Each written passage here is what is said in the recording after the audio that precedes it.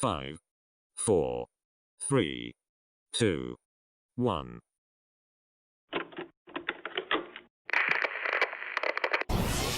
They ain't never seen nothing like this before. Lit the room when I came through the front door. Ask me if I stress overcome, what for? Train in the trees, please pardon my sycamore. Touch burning sands, cross lands, and stormy shore seasons in the year, yeah. Ain't no challenge for champions and chain no fear. Yeah, the champions, yeah. All right. Sorry about that intro there with no sound. What I said, and I was on a show earlier, man. I was on a show. We were over on Meaning of Catholic with Timothy Flanders, and it was a whole bunch of fun, but he uses StreamYard. And so we don't have to worry about OBS. We don't have to worry about it at all, and I didn't have any microphone problems. You just go on, and you push the button, and bada boom, bada bing, you begin. And so I didn't even think about it. I got all my notes in. I got everything ready to go, ready to rock, super pumped up for today. And I started up, man. I said it's going to be a little bit later because I was on the other show. Okay? I was on the other show. You can watch it right now, in fact. Well, wait till after this one. Wait till after this one. You got a whole day. You got a whole day of Paleocrat, man. You can watch this, and then as soon as you're done, head on over to Meaning of Catholic's YouTube channel. I was there with Tim Flanders and Kennedy Hall. But so I start the show, didn't have the mic set. But I was saying, welcome to the Monday, January 11th edition of Paleocrat Diaries, where we're going to teach you how to die. And I mean that. We're going to teach you here, we're going to talk about death.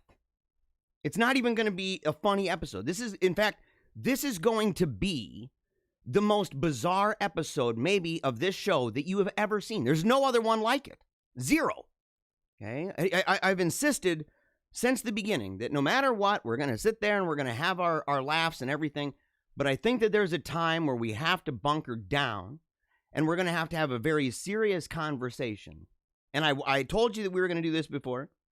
And I said, you know, I was going to come back this week and we were going to have some actionable items. We're going to have things that says, this is where we are in the world. I've shown you this for months. We knew this was coming. I talked to you about it for months ahead of time. I was glad. Tim Flanders mentioned it. He's like, look, you know, you were talking color revolution early on, man. And I said, yeah, I know. I was talking about it early on. You were talking about all these topics. And I said, I know. The people who tune into this show, they are ahead of the game. But here's where we've been behind. We've been behind with actionable items. I can bombard you every day, all day long. I can do that. And I have for months bombarded you with, look at what's wrong with the world. And I've given you ideas, just ideas, abstract, right? Lofty things we can think about that say, well, this is what we need to do. And this is what would change things in the world. But the truth is, I haven't been able to put those things in a kind of format that lays it out and says, where do we begin? Where do we start? In light of where we are right now, okay? And in light of where we want to go, in light of where we've been, where do we start now? And I said last week, I said on Monday, it's going to be different. I said I'm going to do something different. Now, look, this is not the way it's going to be all the time. But today is different because we have to get very, very, very serious. And I think that when we look at all of this and you say, look at where we are in the world, and we're going to still show a compilation of things to give you a grounding to say, this is why it is so serious right now. Why is it serious right now, Jeremiah? Why can't you just delay it? Why can't you tell another Count Malshula joke? Why can't you do that? And I'm like, I can do that, okay? I can, but I feel compelled to begin somewhere to say, look around you and do not go giggling into the darkness. Do not go giggling into the night. We have time to laugh, but for a second, we're going to slow it down and we're going to talk and we're going to deal with this and we are going to confront what I think is probably the hardest thing. I had to wrap my head around it. Do I want to start with just talking about theology and say we need to get back to good theology? It's totally true. Right? Do we need to get back to good apologetics? Totally true. Good philosophy? Totally true. Good art? Totally true. All of those things are totally true. Good media. More shows like this. More shows like this. Good media. People who put everything they've got into it. Good storytelling. Good fiction. Movies. All that stuff. All that stuff.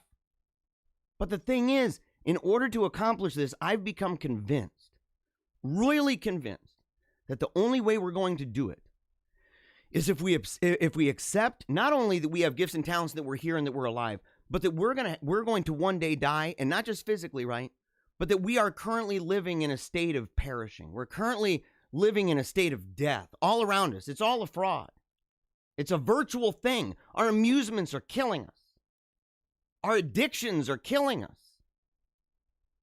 It's like a hologram. Everything is killing us in this way. And yet we keep going in and keep going in and keep going in and keep going in. And I said, we need to die to this. I had a conversation. We're going to do the Wolfpack song. In fact, you know what? We're going to start today. We're going to start today with the Wolfpack song. That's what we're going to do. We're going to start with the Wolfpack song. I'm going to say hello to the people in the comments. And I'm going to thank them for being here. And if you want to know where we begin in order to fight back against what we're dealing with and to save not only our souls, but the souls of people around us, please share this video. This is not a joke. Look, you guys know me. I don't start out this way. I know I'm probably driving my mom nuts. My mom tunes in. She tunes in for the funnies. Well, today there's not funnies today. And not because there's no more funnies. Okay? Not because there's no more funnies, but there's no funnies today. Okay? There's no funnies today. And I apologize. But if you're serious about this business, if you're not, take a hike, man. If you're like, dude, I like my addictions. I like all of those things that are consuming me in my days all day long as I stare at a glowing screen. If that's where you are and you go, I don't mind that people are getting deplatformed. I don't mind that people are losing their livelihood. I don't mind that people are being told they got to shove stuff in their body. I don't mind that people are being told they can't take planes anymore. I don't mind that people are being designated because of traditional beliefs and values, both political and religious, that they're being thrown into the dustbin, into the fiery furnace of domestic terrorism. If that's you, hit the road, Jack. Hit the road, because we simply don't have time for that crap anymore. Zero time. We are past the time. The clock is way overdue. Way overdue. So if that's you and you say, man, I don't mind that I'm addicted to Pornhub. I don't mind that I'm addicted to social media and getting the little bleep bloops from resetting the screen. And you get your little dopamine. If that's what you're about, and you're a junkie and you don't mind, you're like those people shooting up crocodilo. If you're like one of those, man, that their skin's falling apart, they're looking like stinking zombies, and they go, yeah, I know, I've got huge, massive holes. It's surprising I'm even alive, but I'm going to keep on shooting up this stuff. If that's you, I don't know what to say. This isn't for you. We will pray for you because God can redeem that. But if you're somebody who sits there and says, we need help, God, if you're crying out to God and you're looking at the world around you and you're freaked out and you're trying to think, what do I need to do? Share this video. Tag your friends. Share it. They need to look death in the face.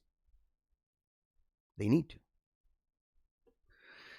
to. So we're going to begin. In fact, before we begin, I am going to do this, okay? This is something I am going to do, okay? I have to, okay? So, because we're not going anywhere. We're going to keep on marching along. This is an intermission. It's a deadly serious one, but it's an intermission, okay? We're Wolfpack. We take a break here for a second, okay? So, first of all, right there, check that out. You see those three handsome guys? You see those three handsome boys?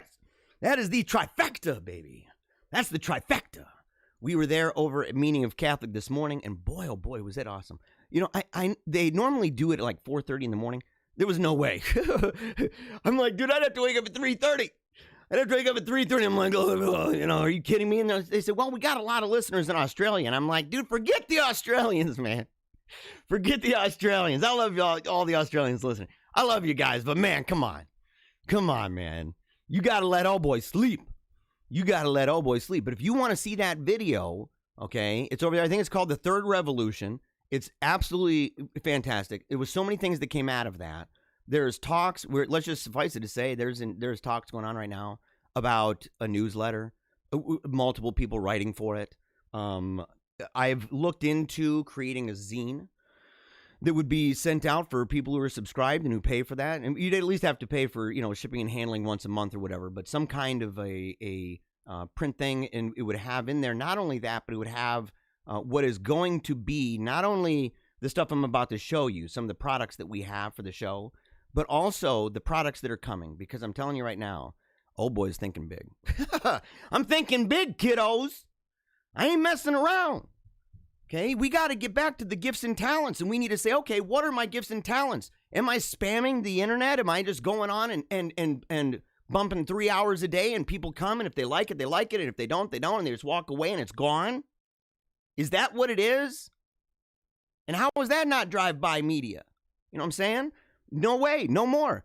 We're going to, and I'll just tell you right now, one of the things I'm going to do, I'm going to create a DVD set of Taking a Knee for Jesus, Never Give Up, Keep on Smiling, and Memento Mori. And it is going to be professional, not even sitting down. It's going to be standing up. There's going to be little skits involved, right? Little vignettes, little stories tucked throughout that go through the Team Tiny Dancer story, our family's story, the things we've been through, and go deep into these issues and how these things can apply to you. And that way you can have them at your home. I don't want you to have to keep going to the Panopticon. And we're going to teach you, in fact, how to go into the Panopticon, this all-seeing eye known as the internet, right? These people is a cartel at this point. That we're going to teach you how to get in there and get out of there like the Matrix. We're going to teach you how. We're going to teach you how to suffocate Google in your own little small way, and you can have that feeling that you say, you know what, I didn't give a penny to Google today. I didn't let them get anything of mine today. To teach you to come in and teach you to go on. But to sit there and say, we're going to put stuff on paper that you can feel, you can hold in your hand and put in your bookshelf, booklets and books, poetry, speculative fiction, politics, economics, religion, apologetics, you name it. You name it, we're getting it to you. And the only way you're going to be able to do it is by making sure that you go and you connect. And it's going to go through a lot of revamping. In fact, there may be a couple days, and I'll let everybody know if there's days where I'm not going to be on, that just trust me. It's like we're getting into a submarine, folks. We're getting into a submarine. We're going under the surface. And we're saying we are going in and we're kicking tail. Okay, we are plotting and scheming. We're colluding. Okay, working together for this big project of restoring all things in Christ. Period. End of story. And I'm glad you're part of it. So you can go check that out. Okay. And of course, you can find this. This is already over at the website. I still haven't updated it because I wanted people to just give it a week or whatever, where people can go and they can see that. We'll have links available and everything else. You can get, of course, that design in any shirt. There's shirts, tank tops, all that stuff for women, for men, different colors. You've got different colors. You've got different designs. That's the one made by Ambrose, the Paleocrat Wolf Pack. It's got the family right there, right? It's real festive and fun. He drew it himself, even the wording for it and everything else. Totally amazing. And we got it straight to the dome mug. Straight to the dome mug. And it comes in a bunch of different colors. And so you can get it in pink. I think it's in red, purple. Oh, yeah, check that one out. I like that one, by the way. I like the, I couldn't do the white thing, I couldn't do that. But you got the mugs. You've got the jumbo coffee cups. It's a 20-ouncer right there. You got the straight to the dome version of that. Of course, you've got the Wolfpack one. And Angela right now, today, in fact, starting yesterday, she started making Team Tiny Dancer ones, the story about our daughter's life and death with childhood brain cancer and how God used those events and the thoughts that we had during that time and the circumstances of that, used those things in a powerful way to bring our family back to the faith after years of being an apostate, being an atheist. And so pictures of her with her never give up, keep on smiling sign that she made with the cute little rabbit ears. It's going to have all of it. So you can find all of that. You can have it in jumbo. You can have it in espresso. You can have it in bone china. You can have it no matter what. It got all the details there. Of course, it's microwavable and dishwater. Dishwasher safe. Dishwater. It's dishwater safe too. I can assure you. It is dishwater safe, And so all of that stuff you can find over at paleocratdiaries.com. All right, now, let me go and see if I got the Wolfpack song in here. I don't think I do. I think I have to go back to the main. Here. I'm going to put myself on here's the bigger Wolfpack. Oh, I vanish. I appear. Okay, so make sure right now, we're doing it right away. We're not even messing around. You need to go right now. This is the wolf pack. We're crying out. The sirens are going off. Everything's blaring. I'm announcing it to everybody. Share it far and wide. We are going right now. We're going to commit because this is heavy, guys. This is another level, okay? You guys need to see this. You need to hear this. You need to share it with your friends. But before that, you need to get a cup of coffee. You need to get something, man, that's going to get you booking. It's going to get that dome cranking up to 11 because we need it today. We need it today. We need it for the long haul, okay? Because we're in this together and we need each other. And we begin every single day. And it's Monday. I hope you don't have a case of the Munders. And if you do, get out of that. Tell the Munders to hit the road. You got to get out of here, Mr. Munders. Got to get out of here. So you tell those Munders to go, okay? And we are going to raise these glasses high. I want you to look around. I want you to really think about this. I know we do this every day, and some people are like, man, that's weird, dude. It's weird. Why are you doing this every day? You're raising your glass, and the howling thing, it's kind of funky. Somebody told me that recently, and I said, you know what? I said, we're living in a world that hates our guts. We're living in a world that God put us here with gifts and talents so that we can give our best every single day. And that what we do, even in the smallest ways, regular folks, just like you, everyday people, doing the best they can every single day for the glory of God. And that we can look around and know that they hate us. It's true, but they hated Christ first. And he was put to the shame of being nailed to a cross, barely even with the visage of a man. And so to sit there and say, we can raise a glass and we can howl at the sun with our hearts ablaze for God, that we can do that, resolving in our minds and in our hearts, our thoughts and our words, every action throughout our day, subjecting them to these convictions that we take a knee for Jesus Christ, that we never give up, that we keep on smiling, and that, like we're going to talk about today, we remember death. We will die. Today is an amazing day. We're rejoicing because we're alive, but we will one day die. It's not the end, though. It's the beginning. But it matters what we do here. It matters. Look around you right now. The reason why we are where we are is because it matters what we did, and for so long we did the wrong things. We tolerated the wrong stuff, and the piper has come. It has come for the sheep. It has come for the lambs. But you got us. They got us. And we're going to howl at the sun. And for all of those who can't howl and all of those who refuse to howl, we're going to howl even louder for them. So grab your coffee right now. Get it going right now. And again, share. Comment away. We're going to talk about it in a moment. We got a lot to do today. But before we do any of those things, we're doing this. Come on, son. Come on, Shirley. Yeah. Ooh, baby. Bam. The wolf pack. People who listen to the show. Solidarity. Strength. Howling at the sun.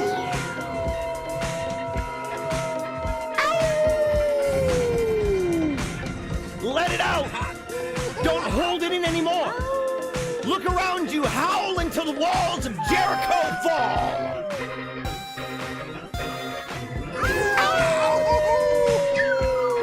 Hallelujah. Thank you, Jesus.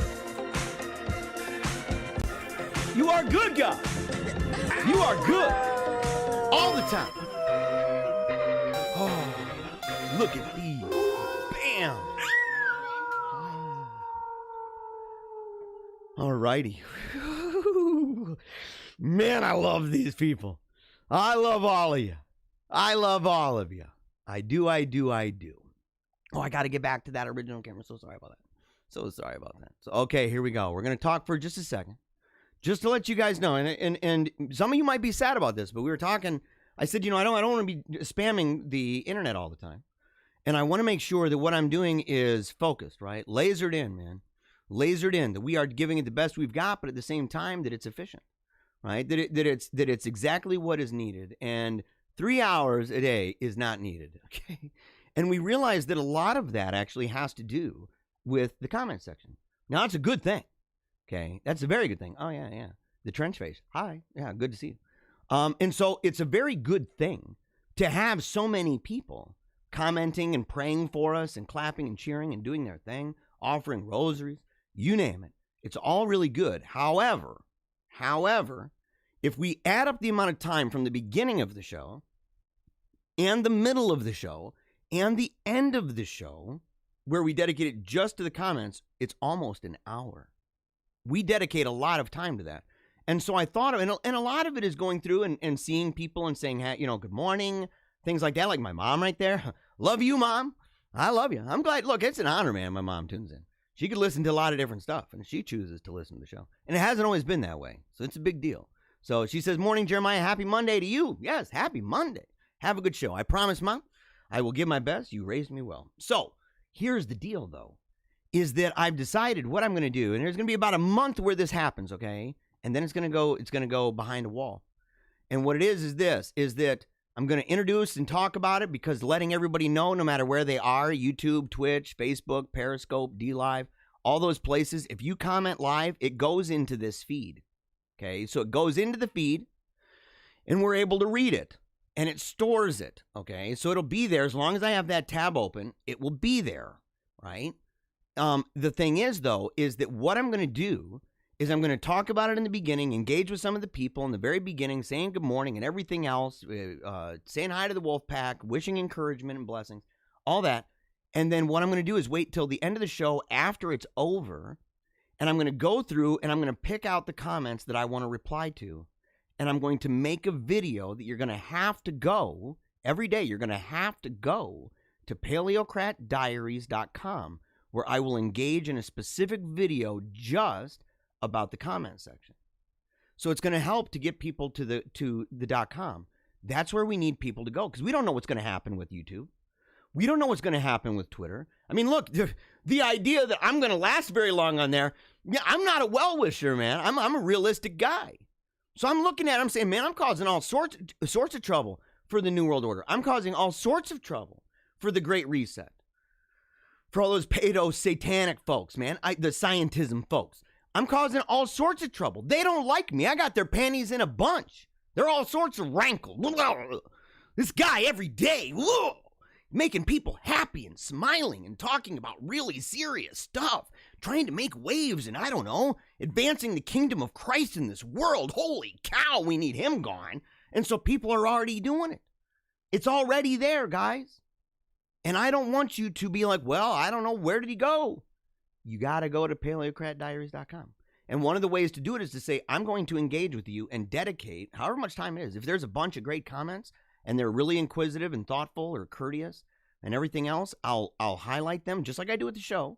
And I'll highlight them rather than scrolling around and being like, well, what's this one? What's that one? Instead, focusing on, as many as I want. And I love it. I love engaging with everybody. So that's going to begin, okay? We're not going to I don't know if we're going to begin it today or if it's going to begin tomorrow or, but no matter what, it's going to happen. And then for about a month, it's going to be an unlisted video. So the video will be available on the website. You have to find the link on the website. You cannot go to the YouTube channel or anywhere else. You have to go to the .com in order to see that. And so to hear the engagement, which is probably my favorite part, actually, like, to be honest. And then after a certain period of time, even that, probably about a month, even that, and we'll give warnings, but that will be also made for members, because ultimately we're hoping that people will become members, that they want to commit to this project because it's bigger than a drive-by. It's bigger than here today, gone tomorrow. There's no flash in a pan crap here. Okay, we're talking about making serious changes, institutional changes over a long period of time that will probably exceed the entirety of my life. That's just a fact. And if people aren't down with that, then that's magical thinking. It's just going to happen. I can't wait for it to happen. No, it won't. No, it won't. And because it didn't happen that way for anybody. You know how long it took? You know how long it took for any of these great movements, any of these great ideas throughout history and time to work together to build up momentum and everything else? It took a lot of hard work, and it didn't always work. But people gave their best, and they're heroes today. So become a hero. Become a hero. It's what we're doing. It's what we're doing. CJ says, happy Monday. I appreciate that, man. I appreciate that, man. Definitely excited about that. Let's see here. Shirley says, hello, my awesome friend.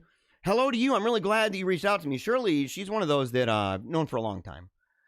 and reached out to me. She was asking me about, a video and stuff. And it was, one of these videos where people are talking about, maybe you've seen a lot of these, right?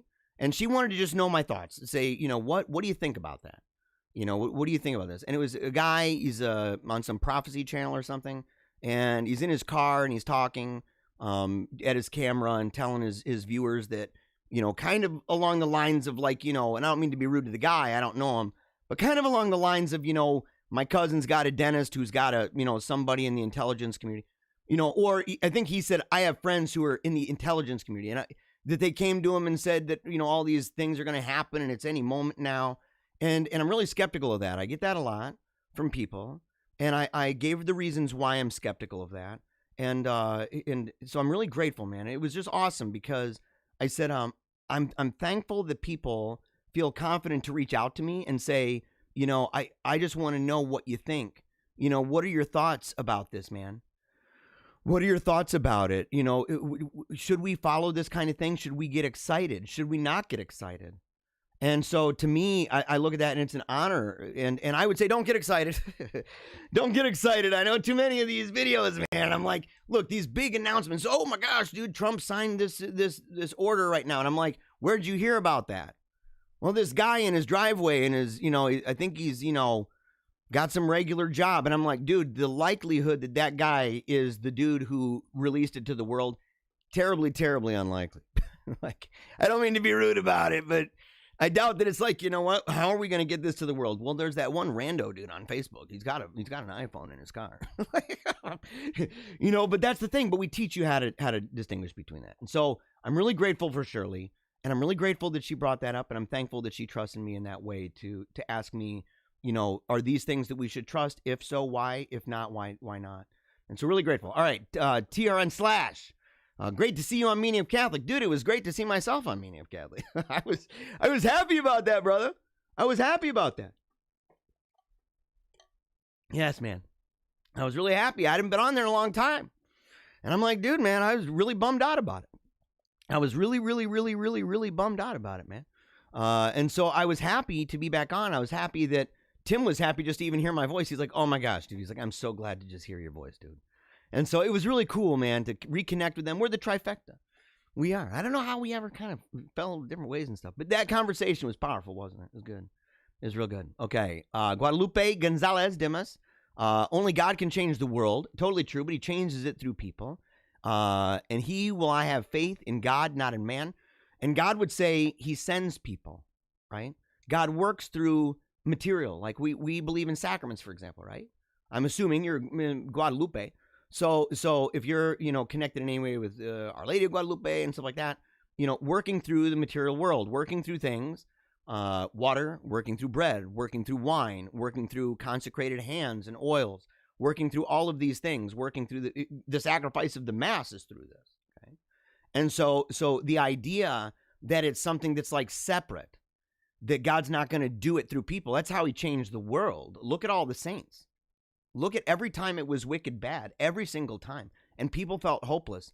And he called on saints. He called on everyday people. He called on leaders of the church to stand up in dark times. And through them, through the gifts and talents that he gave them and them working their hardest they possibly could and giving all their glory to God, they're people that we recognize now as heroes and champions of faith.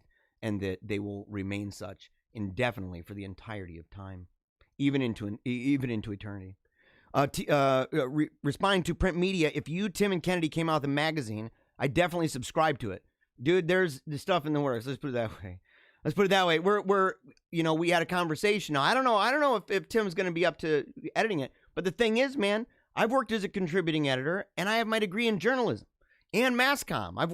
I've written tons of articles and op-eds, man. So I'm thinking like, I'm kind of neatly situated for this in a way.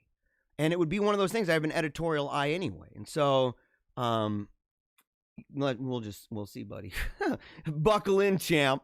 Buckle in. Let's see. The Trench Face says, I've been seeing a lot of prophecy channels pop up. You're going to see a lot of that because people, it's a form of escapism, by the way, and fantasy, in fact, that, and I said this too. I said this too to someone who messaged me. I said, regarding people who post and say, well, God told me this, and they're claiming prophecy and everything else. if they're wrong, and so far, I've gotten probably 100 videos sent to me of people saying that martial law is happening on Wednesday or something, and all the lights are going to go out right now everywhere. Now, some lights did go out. Right? The Vatican, D.C., Pakistan, right? And so that's kind of a weird thing, right? But at the same time, you know how many prophecies I've seen where people go on and they're sharing it, and it's always coupled with that whole chain letter thing, like, you got to get this out right away, and you share it to a bunch of friends, blah, blah, blah, blah. And they do that kind of thing. Oh, they're coming after me right now. And they do that. And the thing is that it ends up being a lie. It ends up not happening. Where were the arrests, by the way? Have those happened yet? How many times were we told this week a whole bunch of information is going to come out and it's going to blow up the whole thing? You know, how many times have you heard that? How many times? And the people who tether that to the idea of thus saith the Lord, dude, those punks, man, they ought to be karate chopped in the neck. They should be karate chopped in the freaking neck, man, because number one, they have the audacity to tether it to the concept that God is using them as a conduit. That's ragingly blasphemous. You don't just, look, you don't say, well, I guess I made a mistake. No, dude, you made a mistake using the first person voice of God, dude. Screw you, champ. Screw you, dude. In the Old Testament, God made sure that people like you were stoned to death. We got to do something. I can't just wink at you and say, well, I guess I can't stone him, so it's time to wink. Dude, there's a big spectrum between stoning somebody to death and thinking that it's perfectly fine and just keep on rolling along with no consequence. There's a big, huge spectrum of stuff you can do, believe me. And so we got to shame these people. In fact, their ministries should be shamed into the dust. It should. You can't let false prophets wander around. What spirit are they speaking from, by the way? Riddle me that. What spirit are they speaking from when they prophesy falsely? Pretty tough, man. Let's see. Good morning from Denver. Meeting a Catholic was awesome this morning. Dude, super happy about all that, man. Glad you watched it. Someone says, glad I got into recovery when I did. It's always good. You don't wait. We're going to talk about that. Not just recovery, but, well, yeah, recovery. I mean, you're reconciling with the Lord. He's restoring you. He's rebuilding you. He's building within you a new heart, right? And that's what he's doing. He's saving you. Let's see. Hey, Pack, as it's most Mondays, I'll catch up later and have a wonderful show. Paleocrat is bringing it hardcore today. Enjoy it. I enjoy that. I enjoy that selfie there in emoji form with the wolf and the heart and the flag and the mega buff right arm. Oh, and what's the check mark? The green check mark. She's like, it's good. It's good. It's good. Genesis 41 through 57. Okay, you're going to have to unpack that for me, Transfix. Unpack that for me. Yeah, praying for the country. We all got to do it. It's got to be big time. It's got to be big time. Someone asked if I'm on Gab. No, I am not. In part because, to be brutally honest, I don't want to say that I believe that the old conspiracy theory. I knew people when the internet first came out. These people, man, they would sit there and they'd say, well, you know what WWW is in Hebrew numerology. It's Vav, Vav, Vav, or 666, And they would say, this is the beast. I remember mocking that. And I say, it's kind of weird. It's kind of weird, dude, because, it's kind of looking like a little bit beastly. The fangs are out. The claws and the talons are out. They're digging deep, clawing faces, gouging out hearts, chomping it down. Bunch of Satanist, pedo, one world order, globalist types. It's what it is, guys. It's what it is. It's a cartel at this point. They're coming after you. They're coming after you, boy. Which is why, again, share. Go to paleocratdiaries.com. Subscribe. Become a member. If you love this and you want it to get bigger and better. Somebody said, man, you're not going to be doing so much anymore on like social media and the internet and stuff. And they said, it's really sad to see you go away. And I'm like, I'm not going anywhere. I'm going everywhere. I'm not going anywhere. I'm going everywhere. We are going back to those tools at our disposal that help to advance the kingdom of Christ. Because you sit there and say, wow, man, look, the advent of the internet. People would say, yeah, you can advance the message and say, oh, yeah, you can really do it. It's done a really good job. It's done a great job. It is literally run in tandem with the greatest apostasy in human history. But, you keep believing. You keep holding out hope that that's the medium. And you're doing it while doing what? While doing what? Duck faces? Cleavage shots? OnlyFans pages? What's wrong with you? No, dude. At some point, we got to say that this is the dreidel of the devil. You got to say, man, he's spinning Christians like a top. I don't know what to tell you. But that's just the truth. And they're coming after you, man. Look, as I said, it's like one of these things. We're going to talk about it, so I don't want to go into too much detail. But simply the idea that people are like, well, we need, to take control back. And I'm like, you don't even have control of the information that you're sharing because everybody is just pushing accept all the time. These big tech companies, they have information on you so they know when you are wiping your rear end. And it's not a joke. They know when you're taking a crap. And you're talking about privacy? Your cat has more privacy than you. And that's a fact. That notion of privacy, man, that's just phony baloney sauce. It's gone. And the only way to get it back is for you to do something and for me to do something. So Avita Zane. Avita Zane. In the comments, we're now being punished for our lack of discipline. You better believe it.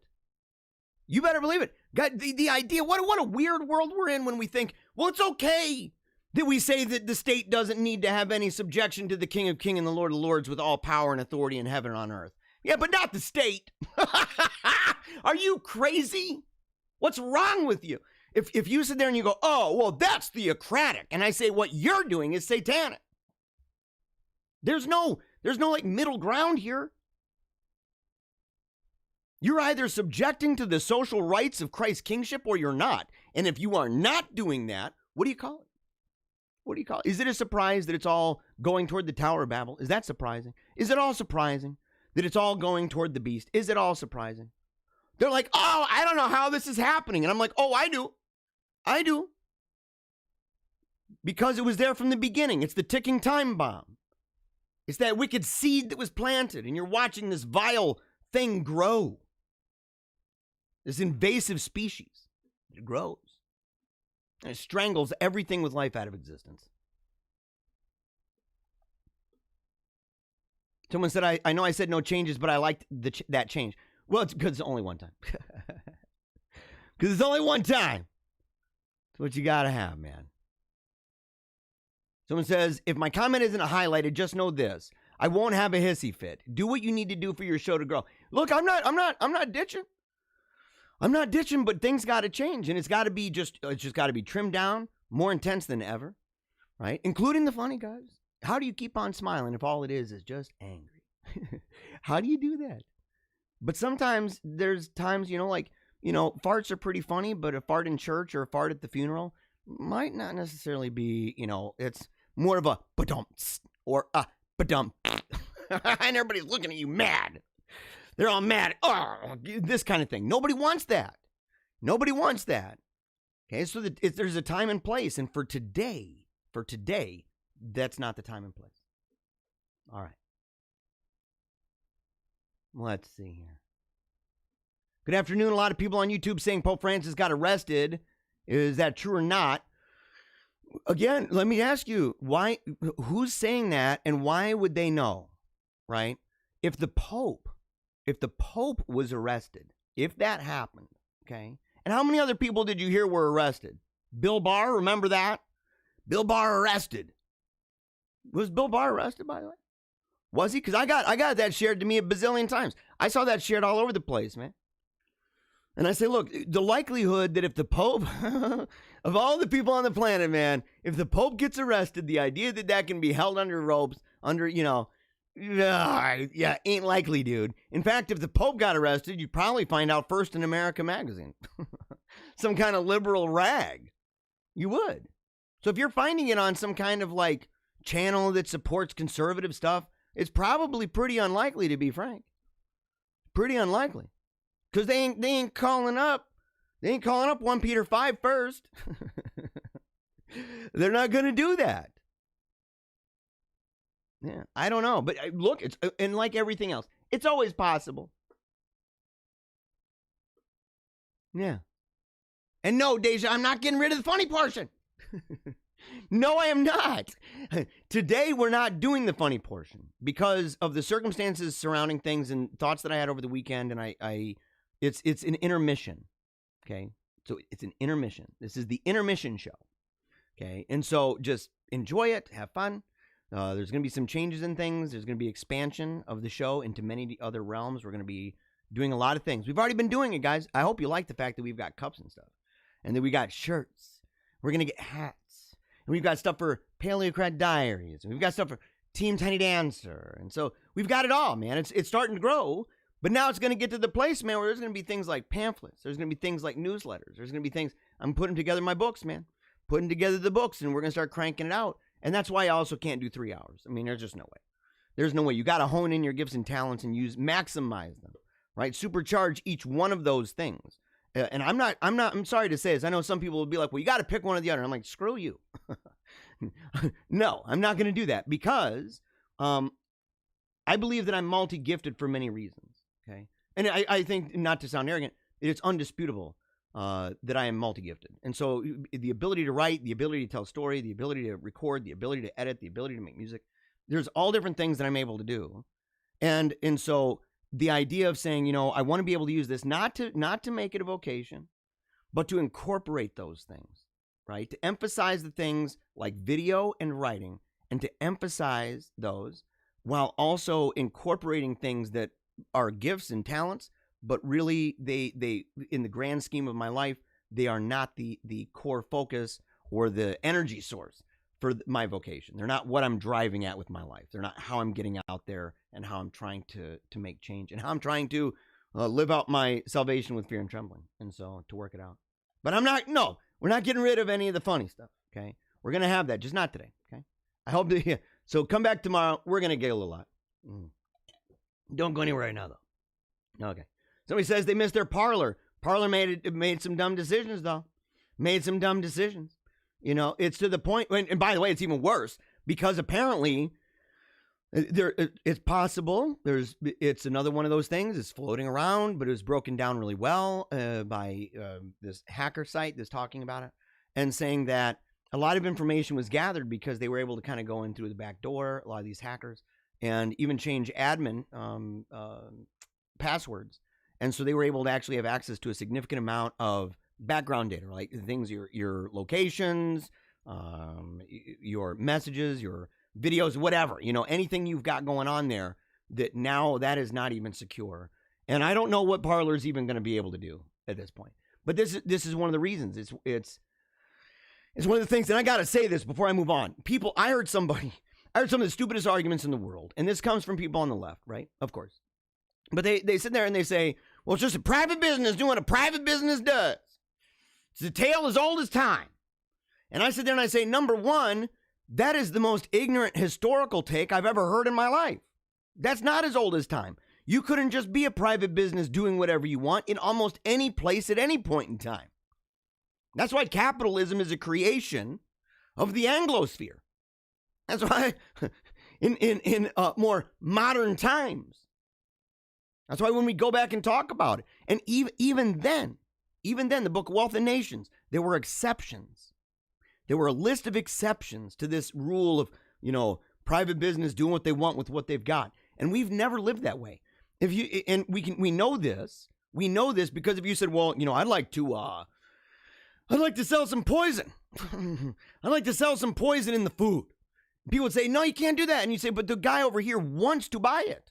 It's like the people who say, well, I'm a cannibal and I'm selling this because I'm a person, I want to buy this person. They're alive and they're willing to sell themselves. And that's illegal.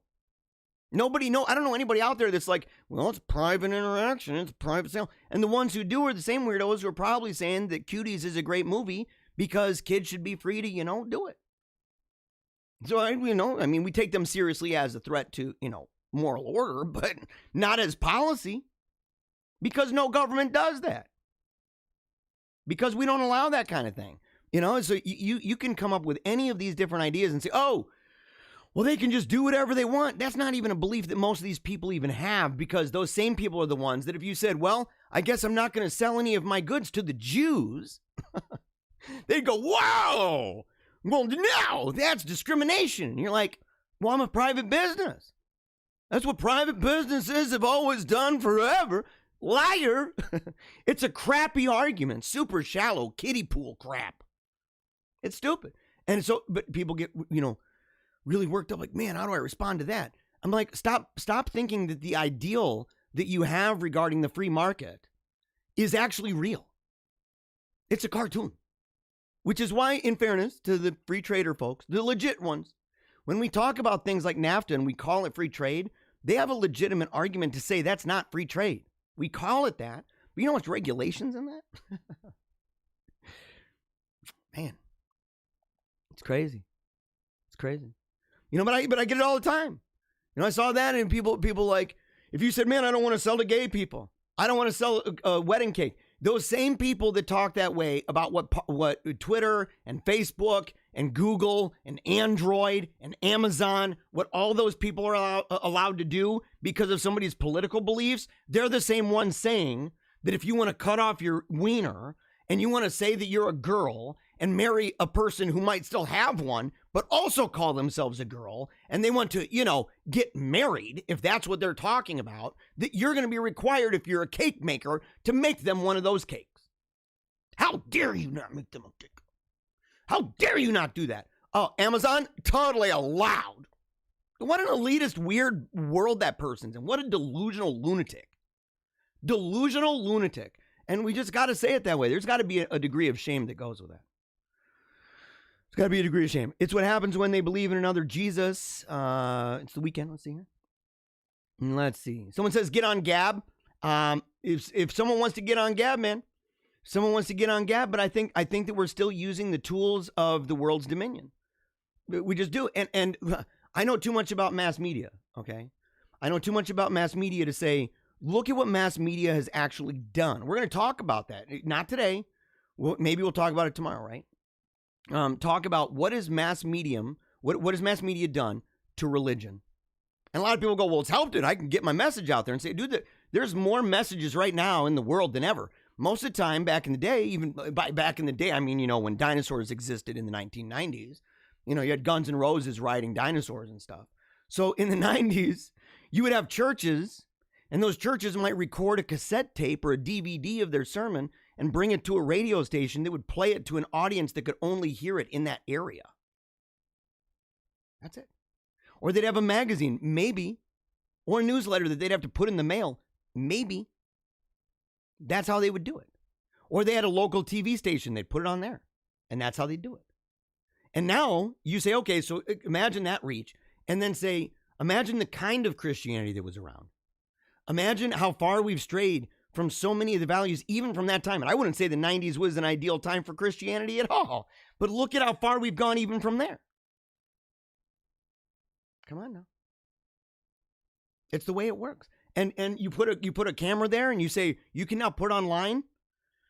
And you don't know how many people are going to see it. You don't know when it might go viral. You're constantly wondering. You're constantly going in and checking and everything else. The psychological impact of that and societal impact of that is dramatic. And so when people go, well, just hop on another one.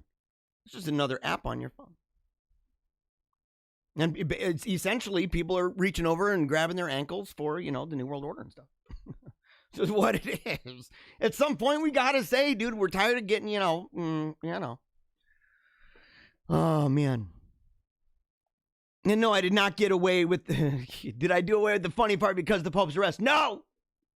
And I didn't get away with the funny part. Only today. It's intermission, guys. What are you talking about? What are you talking about, man? What are you talking about? Okay. So, now, enough of that.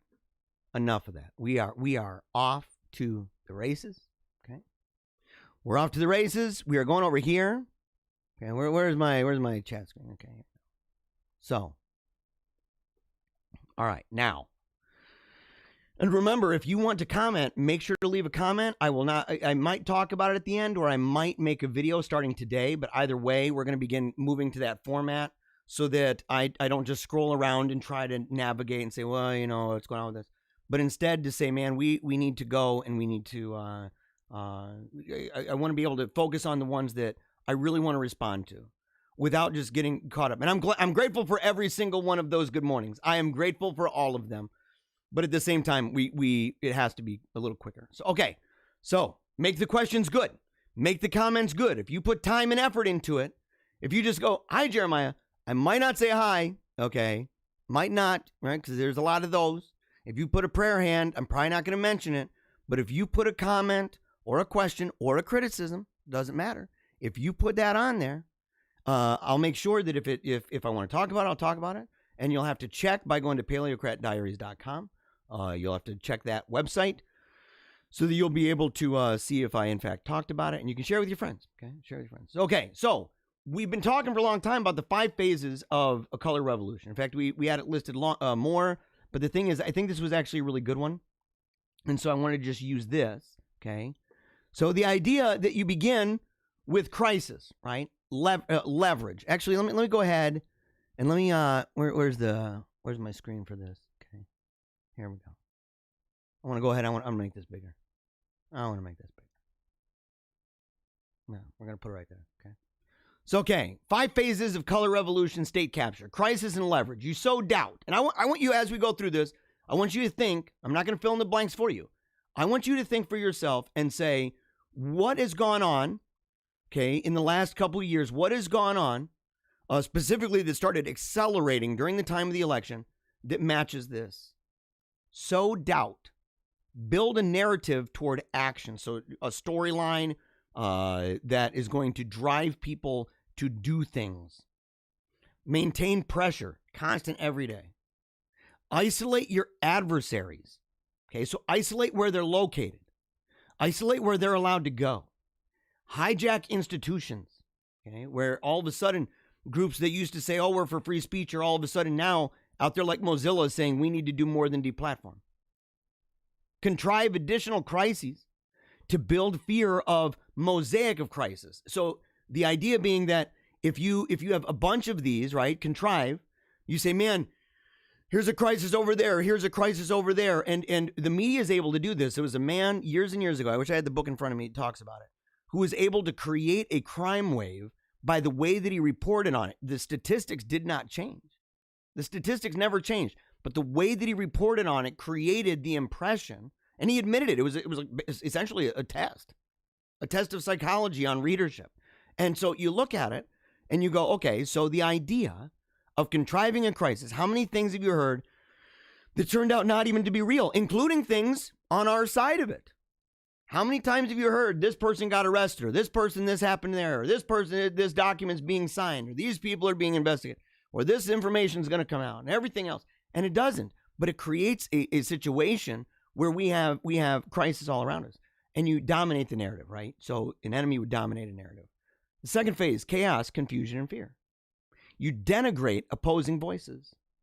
Pride and ego up and down, right? Dire projections and predictions. So, it's really dark ahead. It's really super bad.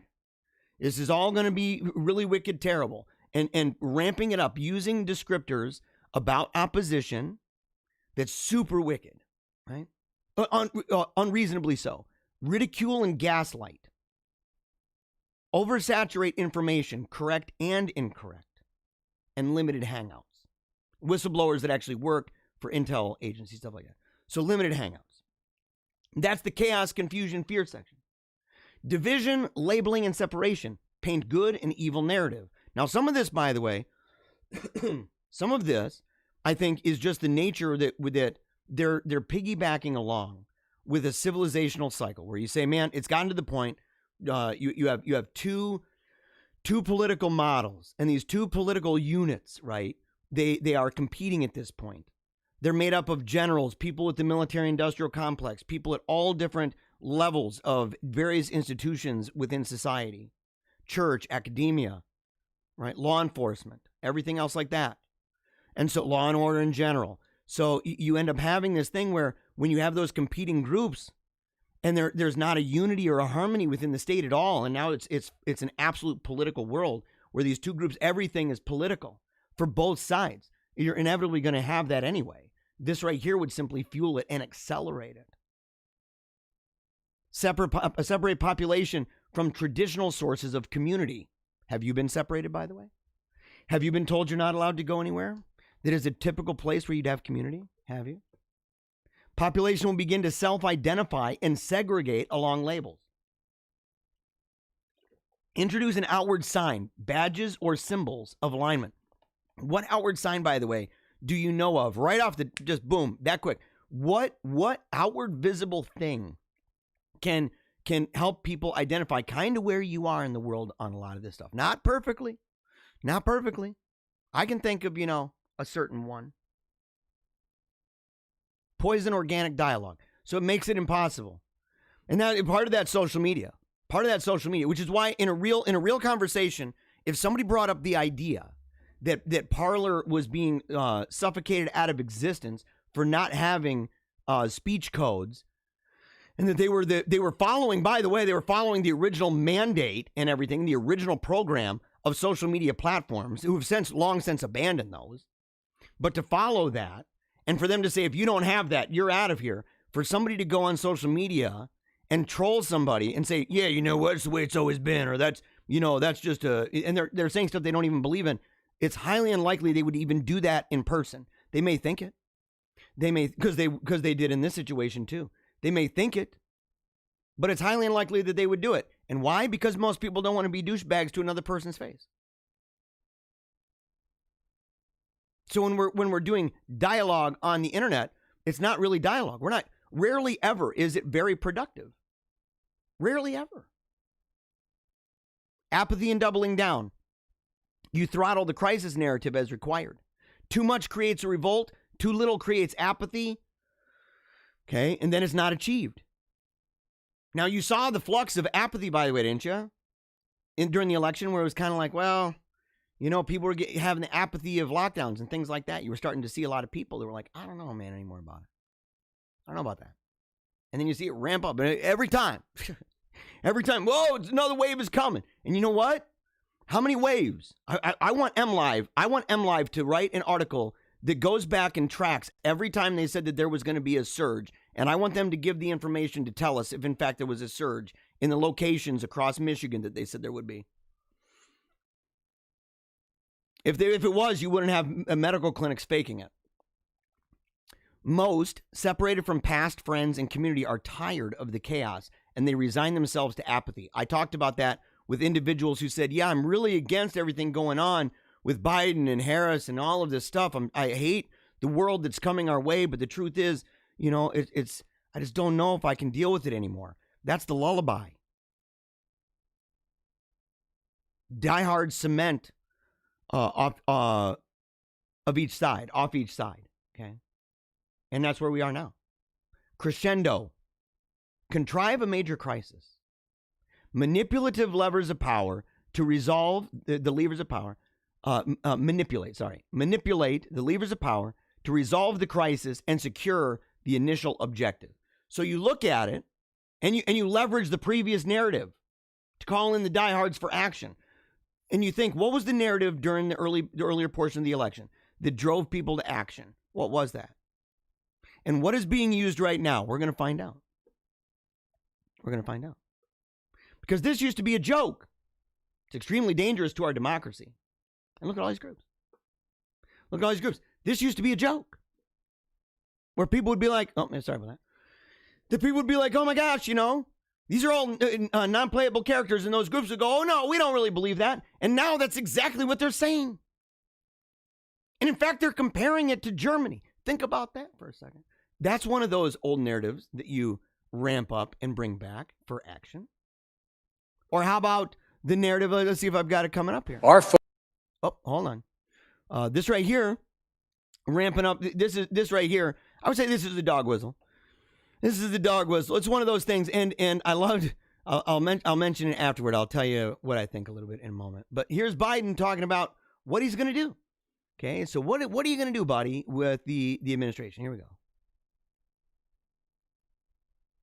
Oh, sorry. Our focus will be on small businesses on Main Street that aren't wealthy and well-connected, that are facing real economic hardships through no fault of their own. Our priority will be Black, Latino, Asian, and Native American-owned small businesses, women-owned businesses, and finally having equal access to resources needed to reopen and rebuild. but we're going to make a concerted effort to help small businesses in low-income communities, in big cities, small towns, rural communities that have faced systemic barriers to relief. Think of the mom-and-pop owner with a couple of employees who can't pick up the phone and call the banker. Sounds good, by the way. But I wanted you to catch something. We're going to focus on one after another of the minority and so-called marginalized groups and women. And it's one of those things, and I saw somebody comment about this, and they said it's really funny how the left does this, because it would be much easier for them to just say, we're not focusing on white guys. We're not focusing on white guys. Every other group is mentioned. That's the point. So you go, there's somebody missing from the group. Now, he tucks them in there by saying the rural areas. Tucks them in a little bit. But the thing is, you can see it. And so you can begin to say, even in the way that they're describing it, even in the way they're describing what they're going to do, even in the platform and policy decisions that they're promising that they're going to make, you can see who is the bad guy. Who aren't they really that interested in? Sometimes it's not what they say, it's what they don't say. And here's why. Because Pelosi says rioters chose their whiteness over democracy. And I want to ask you guys, how long has that narrative been cranking out? It's been a minute. I don't know, 4 years or so. 4 years or so since, white lady here who's extraordinarily privileged and stuff, and whose whiteness is so thick at this point, that she's LARPing by wearing the garments and doing the on the knee thing and the black power thing, and everybody's looking and saying, yo, lady, it don't make no sense what you're doing. Stand up, toots. She has that zero self-awareness syndrome. It's what she's got going on. But see, that's giving her credit, man. I actually believe she has full self-awareness. This is all a political smear. She talked about, I wish I had the video. She talks about how they use smears. And it was amazing to see that she did it on a video. To talk about creating something that's not real. Using something that's kind of believable, but is not real. And using that and sharing it to the media with full conviction. Then the media reports on it. And then they use it with the credibility that they get from saying, well, according to ABC News. But ABC News said according to them. It's an incestuous relationship. And it's used for smears. And she says it's highly effective. She said it to the media. And by the way, the media didn't even, I don't know, did they catch the fact that she's basically saying like, hey, bend over. We're, doing business on your butt. Did they do that? She said, we're using you. You're an idiot. You are a tool and we manipulate you. Spin like a top. Did they get upset about it? Nah, I'm not getting upset about that. But it's not just that. It's this. You have 70,000 Twitter followers? Well, they're not... That means nothing. You're still being very rude.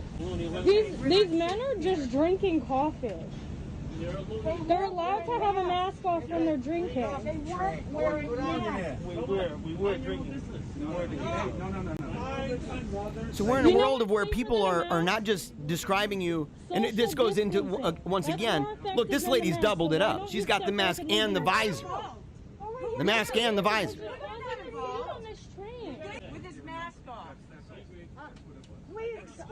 But look at what it's driven people to do. Again, it drives to action. Do you think normally people would be like this?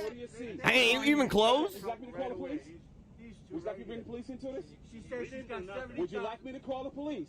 Well, she's got a helmet. Don't want any police. Everybody needs to go back to their seat. She's got a helmet. This lady means business. I will call the police and let the police handle it. But we can't even do that anymore, can we? We can't even do that anymore because we've seen the allegiance. And people say, well, dude, you're ripping on the cops. And I'm like, no, I'm recognizing that cops across the country were laying on their bellies with their hands behind their back saying, I can't breathe. I can't breathe. I can't breathe. Like some kind of Kundalini ritual. that they're taking a knee with their fists in the air. The FBI did it. The military did it. They're the ones, remember, they're the ones that are requiring the training. It's effective because it's a cult. It's that Kundalini crap.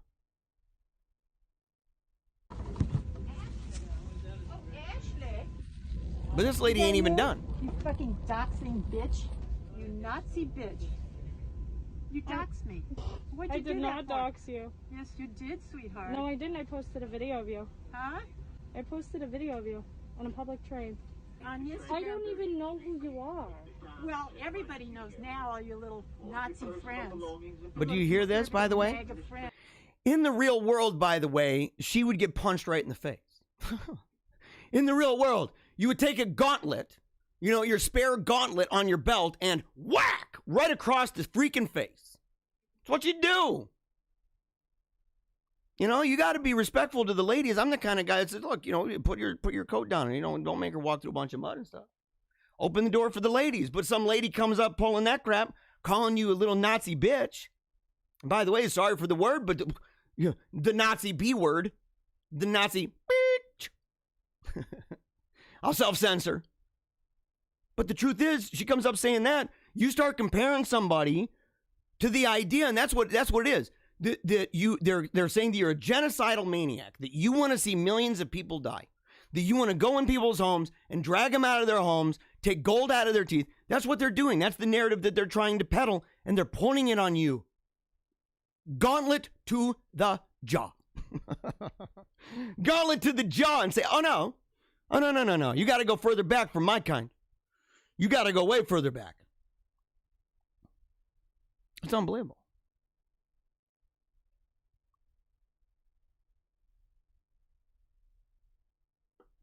But it's worse than this. Ambulance crews are told not to transport patients who have a little chance of survival. Los Angeles Times.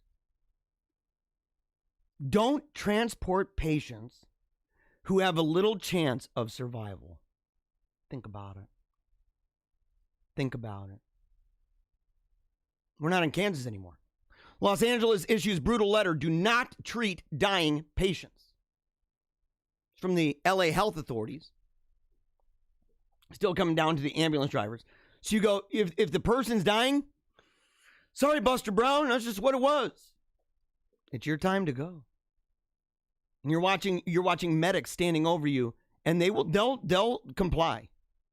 They'll comply with this because a lot of these people are the same ones that are like, you got to wear the mask. You got to do this even to save one life. And then if you see somebody that they disagree with, they say, well, I hope you die.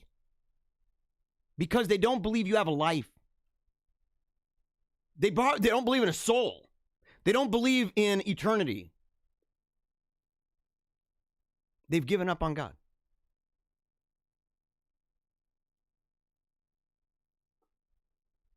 You got ideas what people might not be able to do if they don't get vaccinated. Coronavirus vaccines are now being rolled out worldwide. Some have speculated.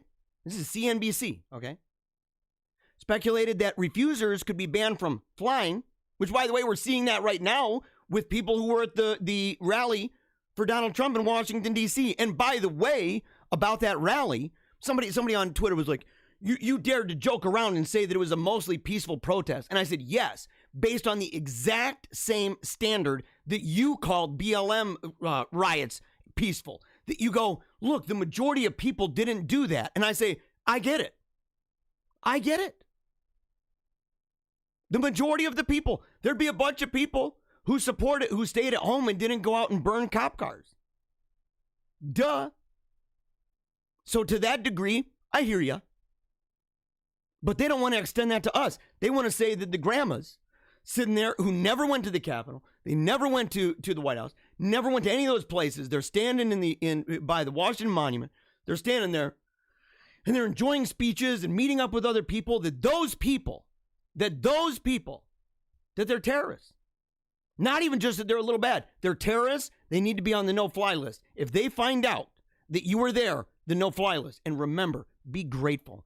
Anyone who takes me seriously, when I said don't go, I said I'm not going. I said I have a fear, and maybe I should have been more hardcore about it. But to say I think that this is going to be like Charlottesville 2.0, but worse, on steroids. It's Godzilla. It's Godzilla at this point. What people might not be allowed to do. You might not be allowed to enter a restaurant. You might not be able to enter a shop or other venues. However, there are ethical considerations for policymakers to take into account. So they're like, yeah, there's some policy, some ethical stuff here. Really? There maybe a little bit? Maybe a little bit as an afterthought? And it's not just that. Oh, no. Oh, no. That's a bummer. Okay, so for whatever reason, I can't put this one on. But I'll tell you. So over in other countries right now, right, they're telling people to wear masks when they're making love. I'm sorry to get a little personal about this, but here's the thing. Not personal, you know what I mean. The thing is that they're to the point now where they're telling people you should wear masks when you're intimate, even with your spouse. Even with your spouse. And they've gone further to say that during this time, during certain lockdowns, it's probably best if you pleasure yourself in the sight of your partner. It's a safe way to do it. Again, these people are demoniacs. They are demoniacs. Mortal sin, just do it. Do mortal sin, man. Do mortal sin. Commit the sin of Onan. God struck a guy down dead, but he apparently doesn't care about Onanism anymore. Poor Onan. Poor Onan. God's got some splaining to do. You're going to do Onanism left and right because you don't want to get near your wife. So you're going to spill your seed all over the floor. That's what you're going to do. You're going to sit there and pleasure yourself. Super effeminate, by the way. That's a bonobo sexual ethic. It's a bonobo sexual ethic. It pacifies men. And it leads to so many, the near occasion of sin with that is through the roof. It's not even the near occasion. You're super deep into sin at this point, but it's sin that, of course, will lead to more occasions where you're tempted to bring in other things. Like, for example, pornography. Sin upon sin upon sin. And you know what? Just what the doctor ordered. Just what the doctor ordered. And they're the ones that say, well, we don't want religion coming into this. And you go, dude, you are bringing it in. In fact, it's inevitable anyway. There's no neutrality here. People who say that are smoking crack. Sally said this morning, my gynecologist introduced herself by telling me her pronouns and asking me mine. And when getting my medical history, asked if I had sex with sperm-producing partners. This is the world. We mentioned this before, that the Dems have proposed word changes to gender-specific rules. Before, seaman, mother and father, aunt and uncle, niece and nephew, to now seafarers, parents, siblings, child. They're erasing people. They're erasing entire categories from the top down. And if you don't like it, tough crap. Tough crap. It's so crazy because they're like, well, we don't want to make English the official language. They don't like that. Xenophobic. That's xenophobic. But yet they're going to play this game. They say, well, that's not the role of the government. Blah, blah, blah. And then what are they doing now? Playing Mr. Potato Head. They're playing Mr. Potato Head. I'm going to move a little bit over here and a little bit over there. It ain't going to change nothing. Every single one of these changes stuff that's way beyond what they initially thought. And it's been proven over and over and over. If you don't believe it, go check out my video at my YouTube channel. The video is called Scorched Earth, and it goes through a long list of things that we were assured it's not going to change anything. It's not going to change anything. We don't really believe that. And then where they are now, each and every time. Here's an example right here. The globalist technocracy. I delete your posts. I delete your books. I delete your videos. I delete your votes. I delete you. No, but they swore up and down, oh no, we don't do that. Oh no, we don't believe in censorship. Oh no, we don't believe in book burning. We're one of those people, we support that really trendy thing over at the library about banned book week. but not yours. Not yours. And what are they going to ban? You know, anything that is not thinking differently. Anything that's not thinking differently. They don't want anything to do with that. They say, if you don't see this, if this is not the glasses, if you wear their worldview like lenses and you see everything through that, if you don't wear that, if you don't support that, you're out. You're seeing it on full display. Tens of thousands of people over the weekend lost their accounts. I don't like hearing people anymore saying like, man, I lost a lot of followers. Dude, I like what somebody said online. I saw it, I don't know if it's Telegram or where, but saying that, you know, these are actual people. Those are their accounts, not just your fans. I mean, that's, you know, it's true for you too. But at the same time, this is them. They are real people. But they're not thinking differently. They don't have the new thoughts. They didn't download the update. And so you know what you got to do with that? Delete. Delete. Exterminate. It's what it is. Then they've already exterminated. And they've already exterminated our privacy, right? So here we go. What's that? We've updated our privacy policy. But that's true across the board. And we just keep on pressing okay. We just keep on pressing okay. I won't anymore. I am through with that. I'm through with that. I'm exerting the kind of discipline and self-control that would be necessary to free yourself from chains that you've enslaved yourself to for a very, very long time. If you want to escape the panopticon, if you don't want to be a slave anymore, if you're sick and tired of waking up and looking at that phone for hours and hours and hours and hours a day and pushing okay every time they give you an update, please give us your information. Let us search through your phone. If you're sick of that and you want to be free and you want to press escape to go back, get on board right now. Get on board right now. Because we're pushing escape and we're going back and we're saying we're done with this crap. It's war. I said it months ago. I say it now. It's war. And we are coming for you. And if those people say, I'm not enslaved. I was talking to some friends this weekend. I went over to a guy's house, right? And we were talking really seriously about these issues and stuff. And I told him, you know, we brilliant people, by the way. Some of my favorite friends.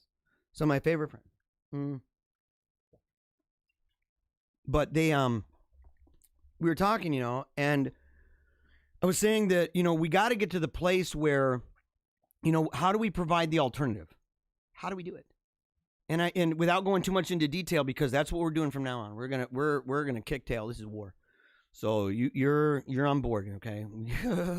We are a tank, baby. We're a submarine. We are a submarine, and we're crushing it. And that's just the way it's gonna be. Okay, we got lots of it. So, but the thing is I said, one of the things, just to give you a snippet, we need to get to that place where we're providing a realistic alternative for people who are trapped in the matrix. Who's going to want to go and escape the matrix when they can get all the things that they think they want? All the things that they think are helpful or useful, and don't even realize just how plugged in their brain is, to the point that many of the things that they think are actually helped to be framed for them by puppet masters and overlords. You know. And I said, we need to provide an alternative. So I'm not talking about going out in the woods. Look, if you want to go out in the woods and you want to do the Jeremiah Johnson thing, go ahead and do it. I'm here. Okay. I'm not an escapist. I'm not sitting there doing an escape act here. I'm not saying, let's I'm saying press escape to go back. I'm saying that as in delete. I'm not saying let's run away and hide. And I'm not saying let's start some hippie commune. I'm saying provide a realistic alternative that you can live and thrive within your means, being grateful for everything God has given you, and realizing that even if you're poor, you're richer than at any time in human history. And you're getting your priorities straight, and you're living as a free man and as a free woman. And I said, but you have to not only have that, I said, that's the positive. I said, but we have to have a negative. And one of those things is we have to begin looking at people we care about in the face and saying, you are a slave. There's no way that's not sin. There's no way. Look at how it's changed you. Look at how much time you spend on that. Do you believe that God made you so that you can sit there for hours a day staring at a screen that's revealing all of this crap into your eyes, doing that Clockwork Orange crap to you? Do you believe that God is smiling down from heaven and telling you that's perfectly fine? Or that he's saying it would be if you spent more times on, puppy memes and pumpkin pies? Or is he saying, I've made you for something big. I've made you for a time like this. And a time like this does not tolerate that. And I said, what people also need to know is that the very reason so many of them are addicted, and I've been addicted. I struggle, man. I reach for my phone. Do you know how many times people reach for their phone a day? Over 100. How many times? And be honest. Start writing it down. Start writing it down. Say, I reached for it. I felt it. I thought about it. Write down how many times you think about it. Constant. Over again. Never anything in human history so intrusive. Never. And look at what it has done. And I said, the psychology that goes behind this, these places, they understand. They are so evil. They even play around with the way that the color interacts with your brain. They've done studies to find out which parts of your brain are being activated so that you get the feel goods. Because you want that.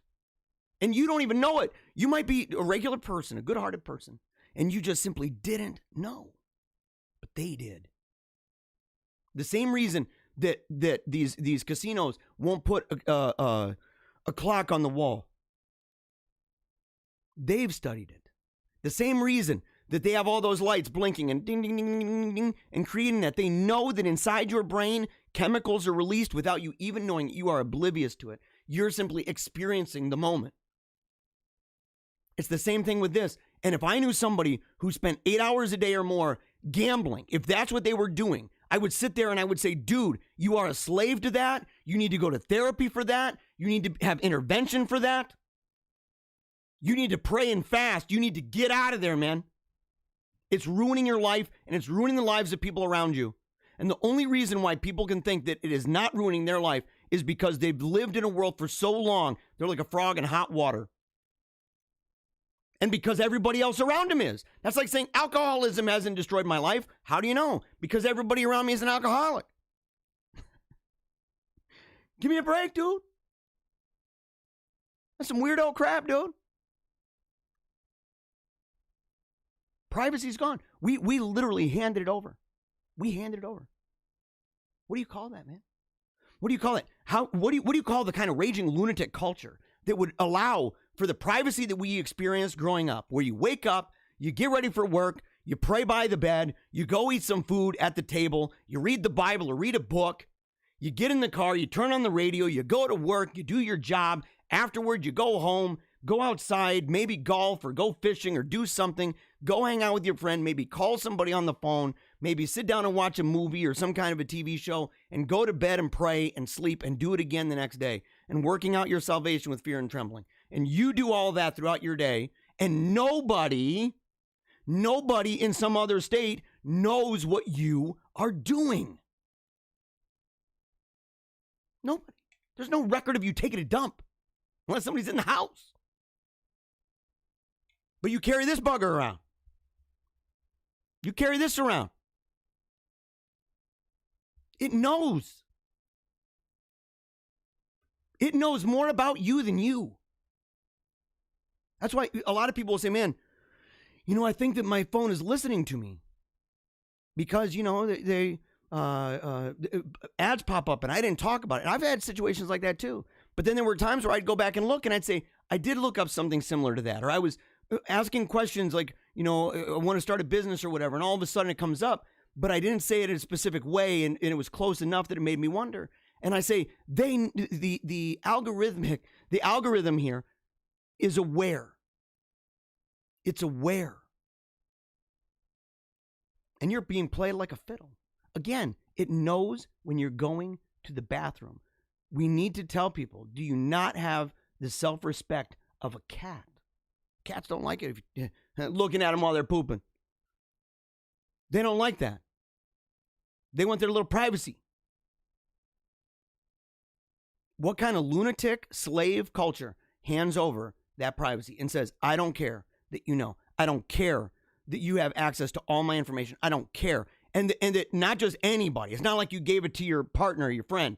Nothing like that. You're giving it to somebody who wants your ideas, your beliefs, your values, your history, and your heroes gone, dead, bye, forever. What kind of slave, self-loathing culture? We need to shame. Let's make shame great again. We need to shame and say no more. Break free. Get out. Free yourself. Take a knee for Jesus. Chuck that bugger into the freaking river. People say, oh, how do you make phone calls? How do you communicate with people? Say, dude, number one, do you think most of your communication on social media is good? Do you have people, back in the day, did you have people calling you to be like, hey, man, I ate pumpkin pie today? And you're like, oh, dang, that's really great. Maybe you did, but you weren't a barrage of that. Oh, I had a cute puppy experience. Oh, you did? Yeah. Oh, great. I'm glad you told me, I guess. I'm really mad at somebody. You know, people would call. People could say that. But they weren't throwing it out there for everybody to see. How many times have you gone on? And look, I'm going to shame here. How many times have you gone on? Maybe even my own listeners. I might not be making friends. People might be tuning out. I have no idea. But I ain't shutting up. Here's the deal. How many times have any of you or anyone you know, have you gone online and you said, man, I got in this big argument with my mom. Or I got in a big argument with my dad. My dad's a piece of crap. Or, oh, man. And sometimes you don't even name them. Man, I hate it when people do this and do that. You know what I hate? That. It ain't nobody's business. Go talk to your mom. Go talk to your dad. Go talk to your friend. Take a knee for Jesus means if you got a problem with your brother or sister, you go to them, and if they don't listen, you take 2 or 3 witnesses. It doesn't say splatter it all over the internet. Shame. Shame. But we're in the world of more deplatforming. More and more and more and more and more and more and more. And more and more and more and more and more and more and more. And now we're at a place where Mozilla, Firefox, talking about we need more than deplatforming. We need to make sure that your life is done. Your life is ruined. I see the bullets. I see the gun pointed right here. Do you? Do you see that they're coming for you? Or do you think that they're not? Oh, no, it's good. No, it's good. They're not coming for me. Yes, they are. They already are. They already are. They've already come for your beliefs. We've lost war after war after war, or battle after battle after battle. We've lost and lost and lost and lost and lost and lost and lost. And everyone's saying, it's perfectly fine. Trust the plan. And you say, dude, you're part of it. So am I. I'm not trusting some magic thing to plop out of the sky.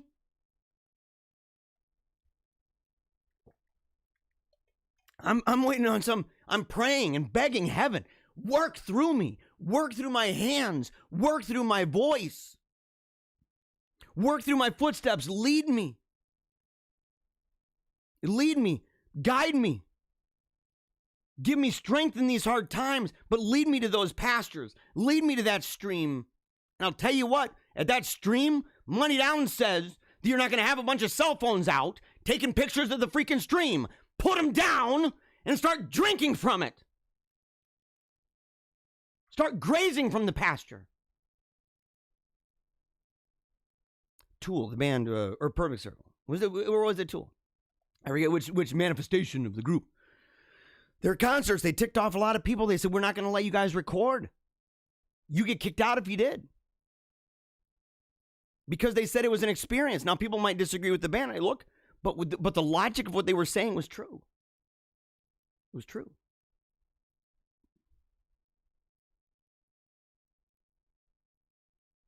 You know, sit there and say, you know, you're there to experience something. You're there to be part of that, to create an environment. That's what theater is about. You know, that you say this is a community thing. You're building off of each other, the people on the stage and the people in the crowd. Public speaking, same thing. It's theatrics. So like there are things to do with that, right?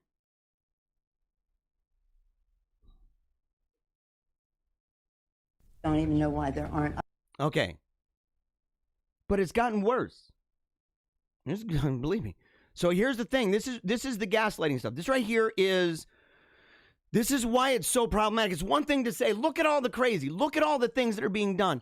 But you got to see how it's being framed, because this is the battle ahead. This is what we're dealing with. And we have to realize that we are not in a position. We are not in a position where we're winning the war of framing. That we say, this is what this really is. We're stuck having to respond so often. And it's time that we go on the offensive. Not just simply swatting away accusations or pointing out hypocrisies. Those are good. We need some alternative. We need to create a culture. These little pods that say everywhere, spread them all over, starting in your heart, spreading to your home, going to your church, working through the city. And you just got to know that when it comes to the national level, we're probably toast for a while. And you just have to know. But listen, and think about the way that we're being treated. Even if you didn't go, even if you just supported Donald Trump, think about it. And think about what they're saying about everything. Just listen.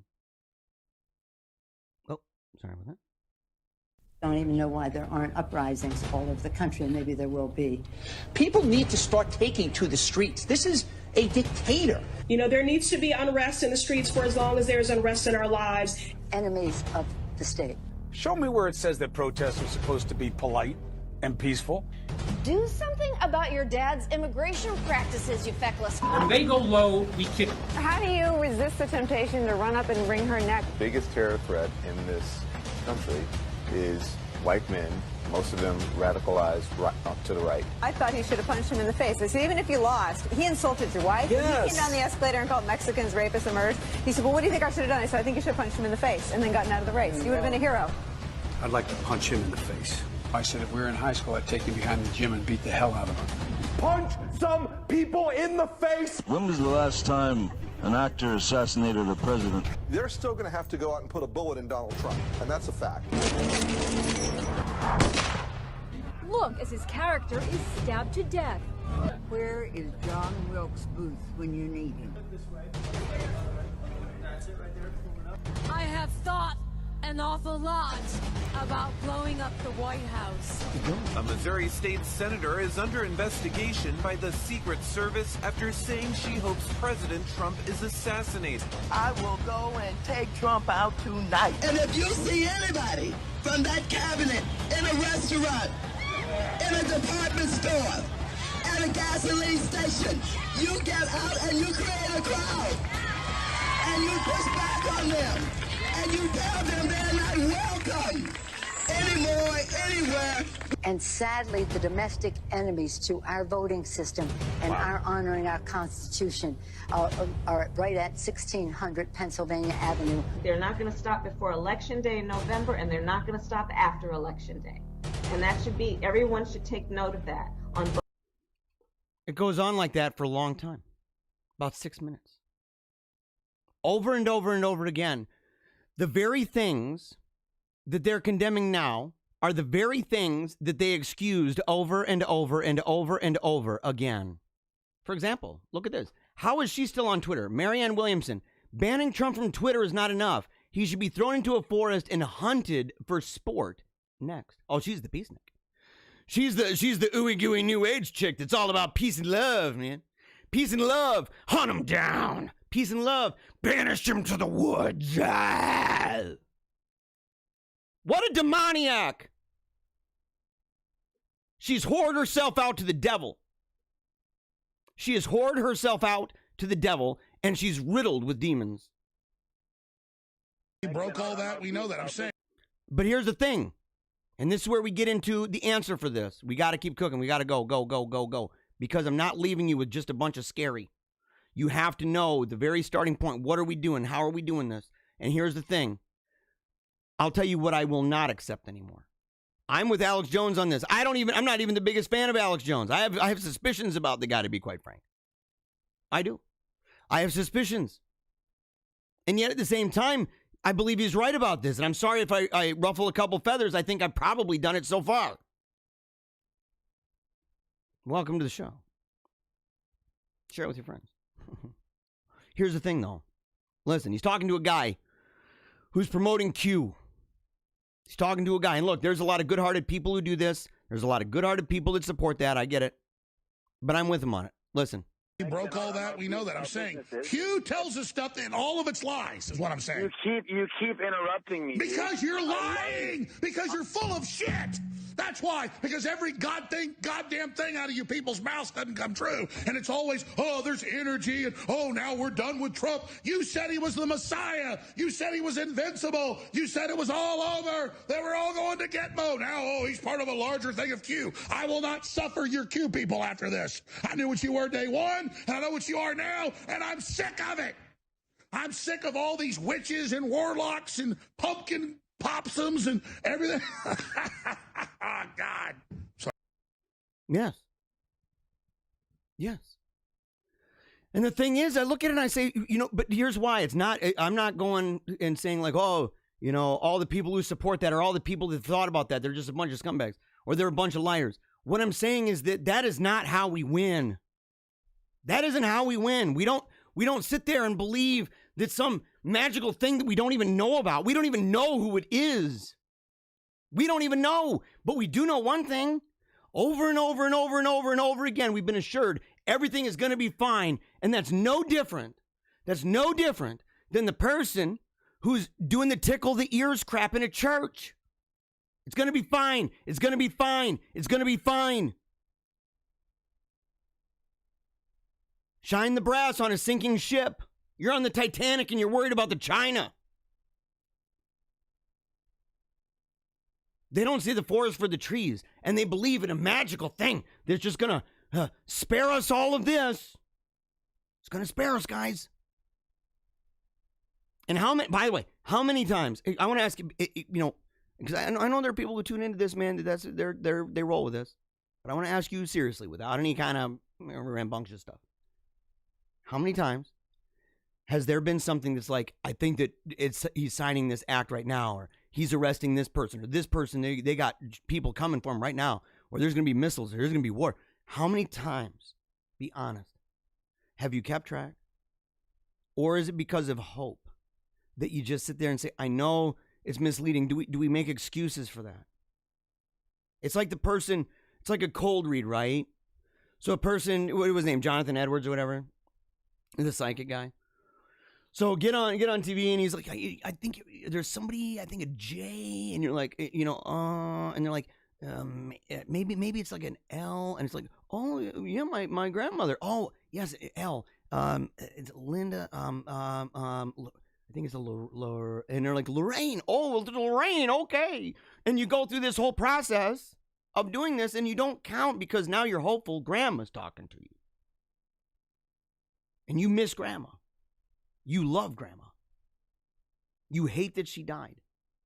And you hate that it reminds you that you're going to die, but that talking to her, even if it's through this diabolical kind of channeling crap, that talking to her would make you believe that there's something on the other side, and maybe you're doubting it.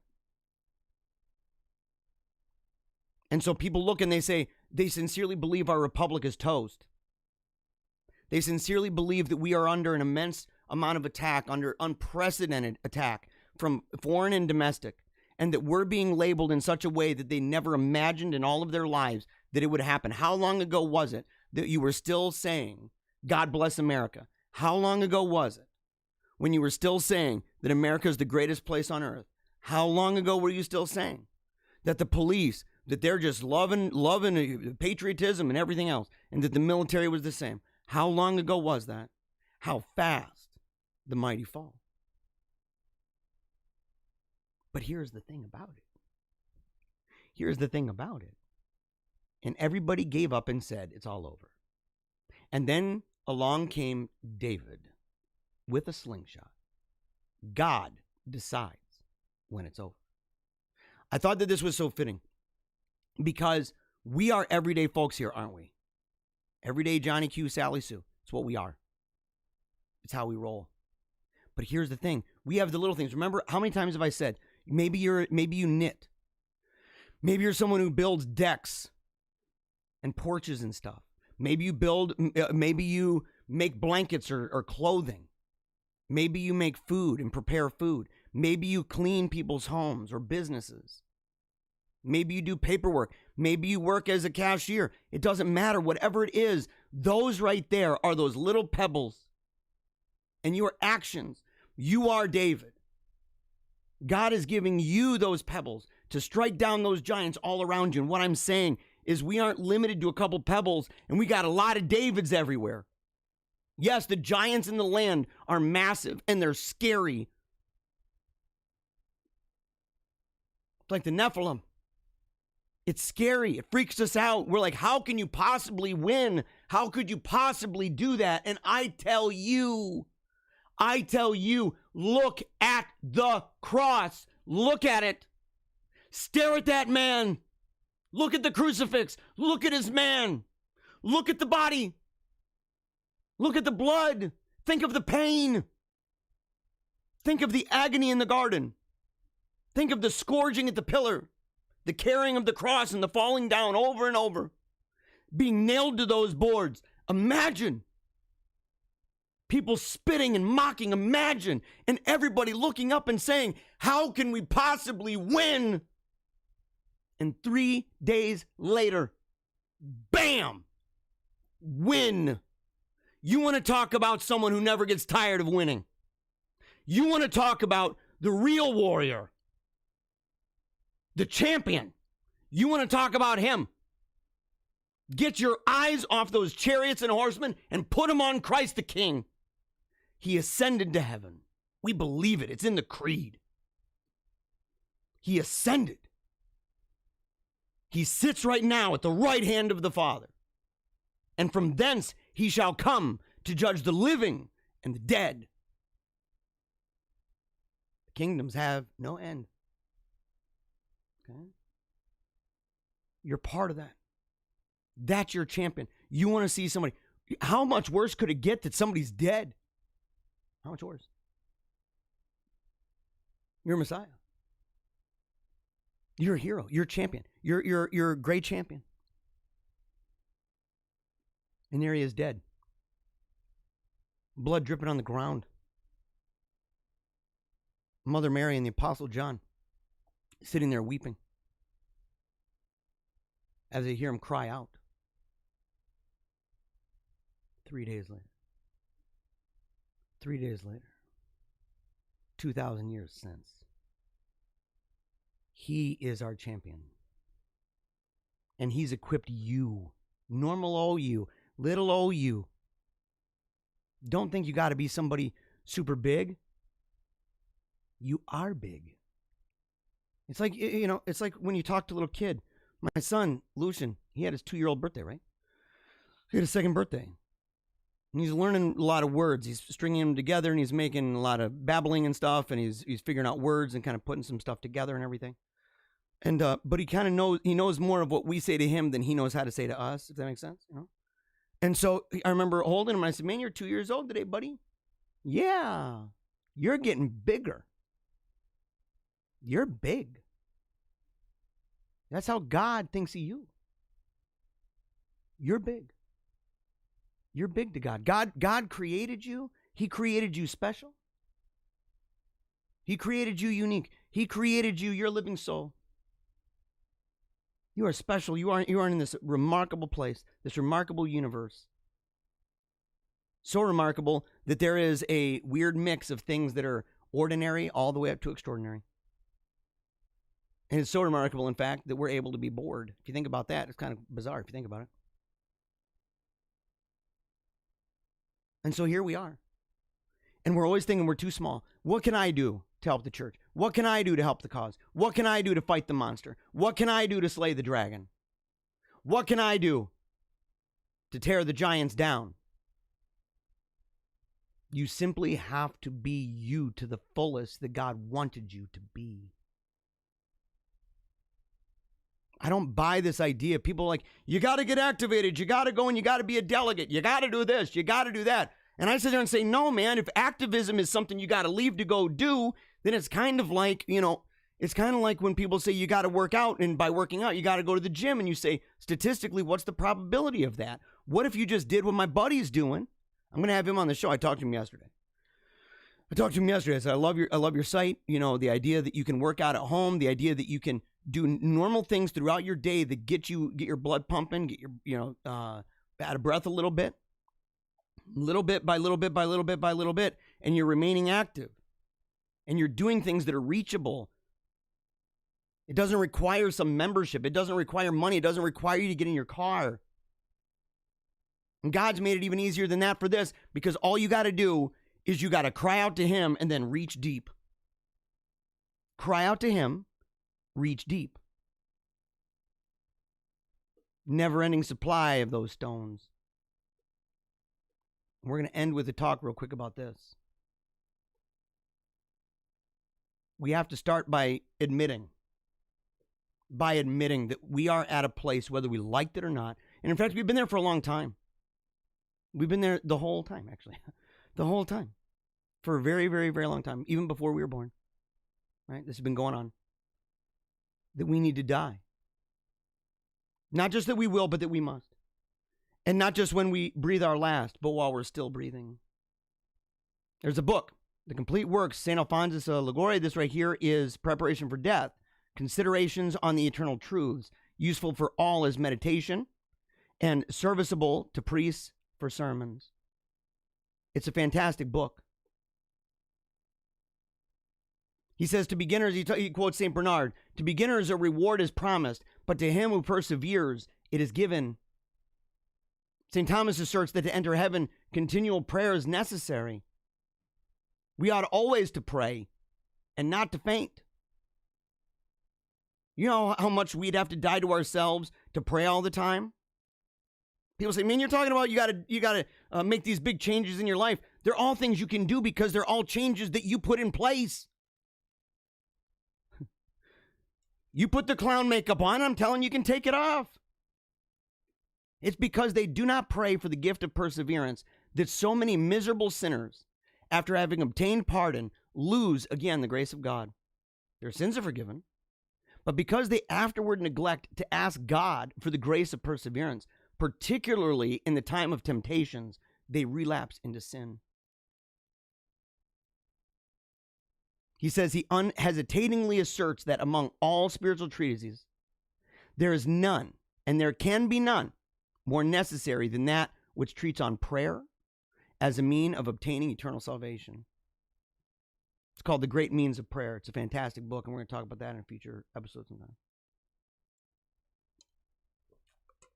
But in this first chapter, he's talking about death, and he's saying, we need to understand, what is this? What do we mean when we say that you got to die to yourself? What do we mean when we say memento mori? Remember death every single day. Remember that you're mortal and you don't know when you'll die. What does that mean? He takes off the mask. It's just in your face. He says, how many at the sight of a deceased relative or friend have changed their life and retired from the world? How many? Took a year and a half, but I'm one of them. I kissed my friend on the forehead. I carried my friend out to the hearse. That was my daughter. How many? Before death, desired and sought after in conversations. So before you die, people might desire your attention. They may want you in conversations. Hey, why aren't you on Facebook? Why aren't you on Twitter? Why aren't you on Gab? Even if it's not on there, just in person, that they want to be connected with you. They like you. But when you die, you are an object of horror and disgust to all who behold him. I can tell you that right now. If you've been around someone who's died, it doesn't take long, man, and that skin turns blue. And not everybody, like my daughter, is beautiful and blue. Not all of them are an ice princess. But even that was a limited time. We needed to get her out. It reeks up the room. She didn't. Not that. But death. You know, we see it all the time. You see The idea you walk in and the stench of death all around you, the kind of maggots and everything else that flock to that area. That person was sought after, maybe even gorgeous. During life, the fame. Here, let me make sure I can pull this up a little bit. During life, the fame of his wit, or hers, of his or her politeness, of the elegance of his or her manners, and of his or her facetiousness was spread abroad. So people are like, man, this person's great, talking about somebody who's really popular. But after death, the person is soon forgotten. Their memory perished with the noise.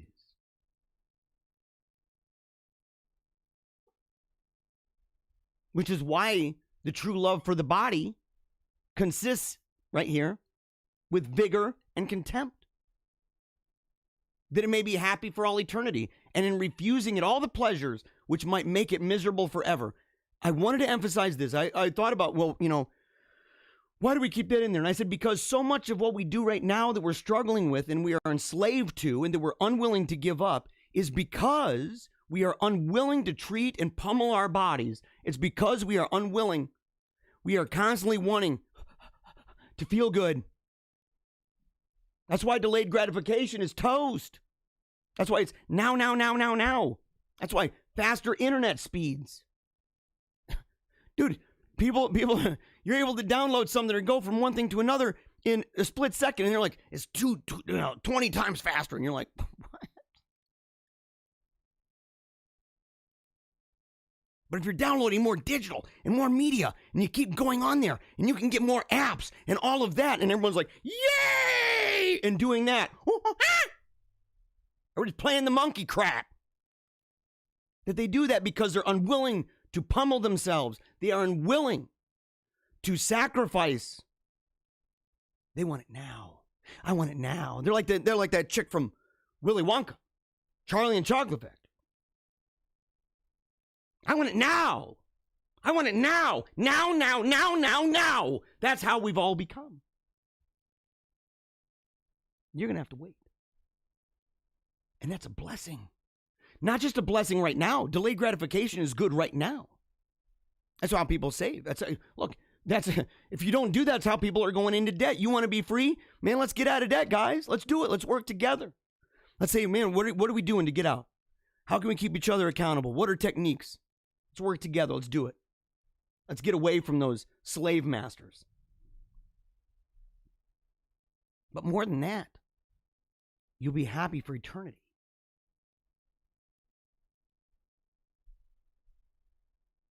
How many people do you know that if they really were honest, if somebody said, man, why can't you just delete the app off your phone? It's because there's an investment of happiness, pleasure, amusement.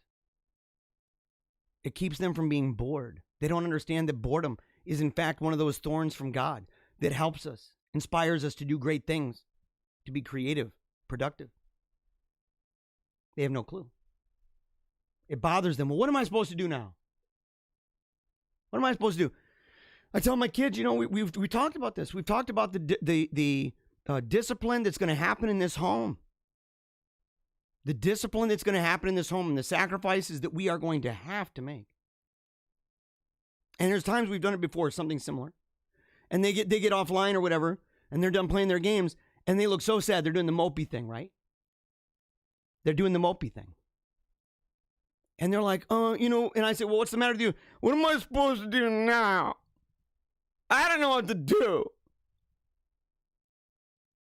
And they think that that's actually like one of those things because it really bothers them and they want that pressure to be relieved. They want it to be able to vent. And the only way when they open up to vent, what they're wanting is more and more and more of that crap. And I tell them, I say, I love the sound of that. You don't know what to do. You are lonely and bored. Because it's not going to take long before that part of you that God created kicks in and says, dude, I got to do something. And you're going to go and do something. You might go outside. You might go on a walk. You might draw something, paint something, build something. Play with Legos. Play with stuffed animals. Whatever you're doing. Be productive. You might do your homework. If you haven't already, and they should. You got to do your homework, man. That needs to be before anything anyway, right? But the thing is, that sound of saying, man, what am I going to do? I'm going to go through the frustration. I'm going to experience that. And I say, when I see that, I know that that's working out. And every time I hear that, I don't have nothing to do. I'm so bored right now. I hate this. I sit there and I say, that right there is a slave mentality that is screaming in its death throes as it's being suffocated. Sing louder. Let me hear you.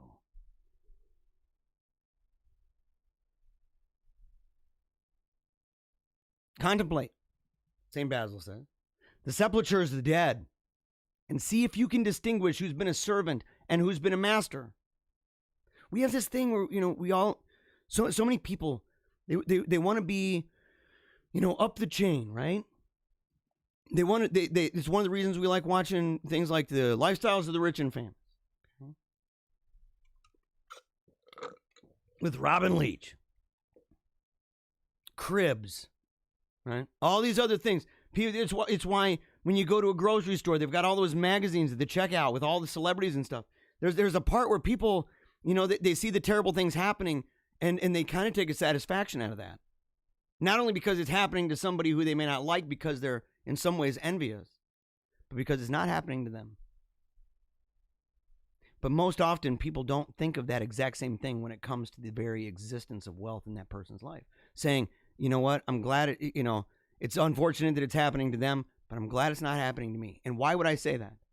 Why would I say that and maybe wealth is the wrong word, riches. Why would I say that? It's simple. It's simple because that idea is you're going to end up having a very, very small door. A very, very, very small door that you're going to have to work your way into. A camel through the eye of a needle, by the way. It's not an actual needle, by the way. It's not. Talking about a little thing there in the wall. Okay. When you used to have walled in things. But the idea of being able to drive by, and today, if you're driving on the road, and today you pass a cemetery, look there and ask yourself, can you distinguish between who has been a servant and who has been a master? And not just the gravestone. But imagine having to walk in, and if you laid everybody out, and you saw those bones, all the dust, would you be able to tell, well, that right there was a really rich person? Or would you say they're both dead? They're both worm food. They're both in the ground. And they're both elsewhere. And we don't know where. There's only two places. We must remember that to secure a happy death, the saints have abandoned all things. Think about that. They left their country. They've renounced the delights and the hopes which the world held out to them, and they embraced a life of poverty and contempt. Think about that. We say, follow Paul as Paul follows Christ. Was Paul a guy sitting there talking about keeping all the luxuries to be comfortable? Or was he warning against that? Was his mission too big? And why was his mission too big? Because people needed to hear the gospel, right? We're in a weird, funky place in human history where it's deceptive. Because we can look around and see a bazillion churches, but yet we can know for a fact that the overwhelming majority of American people don't have a freaking clue about Orthodox Christianity. They have no clue. They're ignorant. And even the ones, especially the ones who may have been there before, maybe raised there and walked away, those people who pretend to know a great deal, oftentimes, and they'll use that sometimes, oh yeah, I know a lot about it. I went to youth group, and I'm like, whoop-de-freaking-do. Whoop-de-freaking-do. Where are you now? Oh, you're out there hooking it up on Tinder? Oh, that's a really great job. What kind of diseases do you have? How many babies have you aborted? And just because you were raised in that, you think that means that all of a sudden you're some kind of scholar, that you really even know what you're talking about? Highly unlikely. Highly unlikely. In fact, so many people walking around right now I think, are almost on the border of being this kind of invincible ignorance that says they're so ignorant of it, and because it's around them, it actually is a danger. It's something different if it's novel and it's new. You want to know more about it. But if you think you know all about it because it's all around you, and you think you know about it because the way it's been portrayed, then all of a sudden you say, well, I don't need that. I know all about that. You're wrong. You're wrong. Whatsoever thy hand is able to do, do it earnestly. What you can do today, defer not till tomorrow. For a day once past never returns. And tomorrow, death may come. And it may prevent you from ever completing what you began. We say that here, that we have today, that we howl at the sun. We remember death to give our best each and every day because we might die. That's the idea. Look, don't wait till tomorrow anymore. Look at yourself, look at your phones, look at your life, look at your habits and say, I got to stop. It has to stop now. And you don't want to join the Procrastinators Anonymous Club. Believe me, I've been there. I've been the leader. Okay? But look at what it's done and say, I can't pretend that if I keep doing the same thing, that number one, it's going to change. And number two, that me thinking it's going to change doesn't make me insane. Because it does. Because it does. You're a lone bird if you think that. Oh, I'm going to keep on going. It doesn't have any effect on us. Yeah, it does. Yes, it does. What are you going to do? What is your life? Is it it's like a vapor, which is dissipated by a blast of wind and is seen no more. All know that they must die, but the delusion of many is that they imagine death as far off as it were never to arrive. That's me. I've lived like that for so long. I just live every day as if, death is something way off. I'm going to be like 90 years old, blah, blah, blah, blah, blah. And then I carried a 12-year-old girl out of my house. I watched somebody bury a baby that had the brain born on the outside of the skull. It was developed on the outside. My best friend died in a car accident. My brother almost died. I've seen it too much. And I can't believe that myth anymore. But yet I keep living it, right? I keep living as if it's just something that's going to be far away. And I never think, it's kind of funny. People like Dr. Atkins, what is it? Slip on ice, hit the back of his head. And you're like, man, look at the weird way. My insurance, let's leave it at that. I had a friend, I already kind of revealed it a little. My friend came over and he was talking to me. He said his brother died. His brother's probably in his 50s, I said, how? And he says he choked on a chicken wing. He was eating chicken wings. I said, can you imagine how excited you are? Sitting around eating some chicken wings. You're like, oh, yeah, man. Hook me up with those chicken wings, dude. And they're like, what kind of flavor do you want? Well, I want this flavor. I want that one. You're so excited. It smells so good. And you get it. And everybody's sitting there trying to give you the Heimlich. And you're watching as everything's going. And your whole life is flashing before you. And you are dead. Do you think he thought that happened? Do you think he woke up and said, today I'm going to die of choking on a chicken wing? That crap happens. It could be you. It could be me. With all the chicken wings I eat, I'm not even kidding. Like you got to be careful. I've started chewing up my chicken wings better. Death runs to meet us. It says, my days, says Job, have been swifter than a post. Death runs to meet us more swiftly than opposed. And we at every moment run toward death. Every step, every breath brings us nearer to the end. Pleasures, amusements, pomps, praises, and the acclamations, these things pass away. But what remains? The grave. The grave remains.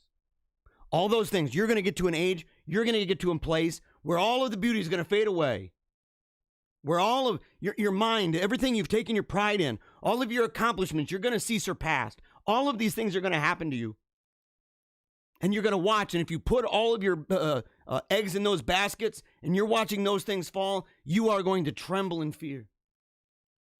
You're going to be like the pharaohs, reaching out for all of those things, believing that they were God, reaching out for all those things, trying to bring them near, to bring them on the afterlife. And the thing is, those things are going to rot in the grave with you. Moths will corrode them. They are going to eat them. Worms, maggots. That is your physical destiny. To a point. Till the resurrection. So you sit there. Right? And you go, this is the tough thing. All of the praises, all of those things, people aren't going to tell you how hot you are anymore when you're, 80 years old. And the ones who do, you're going to look at and say, okay, Mr. Magoo, okay, Sags McBags, you are looking pretty hit. Yeah. You ain't looking too good, buddy. You ain't looking too good, sister. You're looking kind of hit. Kind of, I don't know, good for being almost dead. We're all going to be there if we don't die sooner. At the hour. At that hour, all earthly goods are viewed only with pain by those who have had an attachment for them.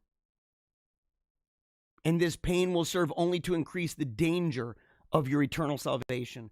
For we see by experience that persons who are attached to the world will wish it death to speak only of their sickness, of the physicians to be called to attend them, and of the remedies which may restore their health. This was a stark difference between me and my daughter. Now, I'm a dad, so I have a responsibility. I'm not saying an indifference. I have a job not to be indifferent. But it was stunning to see that my daughter, for all the things that she loved about the world, that it was okay. It was okay. That she wasn't so tied to anything. She loved us. She loved us, and she didn't like the pain. She didn't want to die. But she wondered about what was next.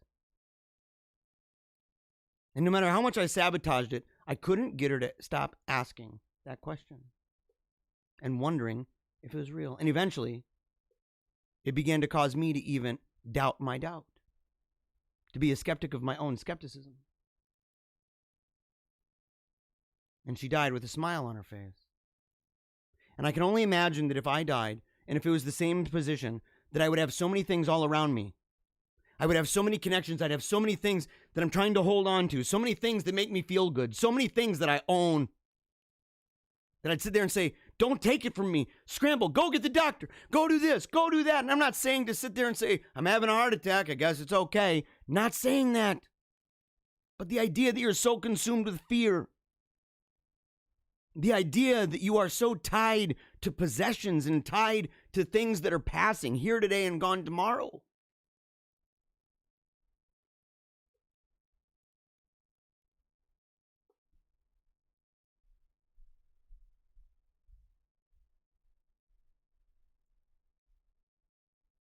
Hold on.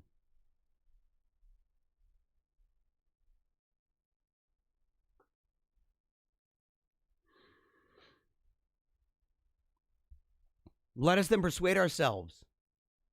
And this is coming up to the end, guys. Let us then persuade ourselves that the proper time for repairing the disorders of the soul is not the hour of death, but the time of health. Let us hasten to do now what we shall not be able to do at that hour, for the time is short. Everything soon passes away and comes to an end. Let us therefore labor to employ all things for the attainment of eternal life. Don't wait. Don't wait. Look at what we've done. Look how long we waited. And when we wait for these things and we don't prioritize the way we should, look at what it's done to us. Look at all the chains. Hear them rattle, move around. Hear the rattle of the chains. Look at your wrists. Hold them out. Look at your wrists. Look for the key. Cry out because you don't have one. There's only one who has that key. And he demands one thing. You take that knee with a contrite heart. Admit what you've done.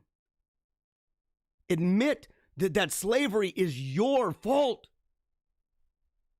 My fault, my most grievous fault. My fault, my most grievous fault. My fault. Don't blame it on anybody else. Accept the blame. And then cry out to God like King David. Cry out to God and say, God, look at what I've done. I am guilty. I am guilty of the worst thing, and I can only be saved by you. And I don't come to you with just a bunch of sacrifices. I come to you with a contrite heart. A resolve that not only am I guilty, mea culpa, I am guilty.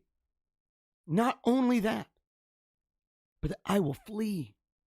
That I will go and aim to sin no more. And if I do, I'm right back here again. It's the best place in the world to be. And it's the only place that can save you and me. That's it. Reread Psalm 50:51. Go reread that. Think about where they were. You know, I got in a conversation with my daughter yesterday. She waited until like 11 o'clock to do her homework. On Sunday, or not, I'm so sorry. Let me hear that. 8 o'clock. 8 o'clock is not until 11 on a Sunday, you know. So 8 o'clock on Sunday. And she's sitting there. And she's like, you know, I didn't do my homework, Papa. I didn't do my homework. And I'm like, why would you wait till the last moment? I even brought it up. I said, you know, or on Friday, you make sure you do your homework. She didn't do her homework. She didn't do her homework. And so at the end of the day, we're talking about Psalm 50 or 51. It depends on version of the Bible you got. You know, and I said, look, I said, here's the thing. I said, I want you to know something because she's in trouble. I mean, it's in big trouble, by the way. And we're not messing around. So I said, we're in big trouble. However, I sit there and I said, let's read this psalm. And we read it as a family. She read the first paragraph and I read the second. And we went through it. And I said, do you know what this was about? Do you know when he wrote it? And she said, no. I said, after Bathsheba. I said, he goes and he sees a woman from across the way. She's looking banging hot. Okay, he's got fully functioning set of eyeballs. But it went too far. And he said, bring her on over. She's bathing on the roof. Bring her on over here. Ends up doing that whole monkey love thing, right? Ends up getting her pregnant. But Papa's not around because Papa, the hubby, he's over in war. So he's spooked because he's like, oh my gosh, man, this is bad. This would be adultery. I mean, this is wicked bad back then. I mean, look, you know, you're in big trouble, by the way. We're talking like death stuff. And so you say, okay, well, what are we going to do? So he has him come back. Has him come back from the war, calls him there.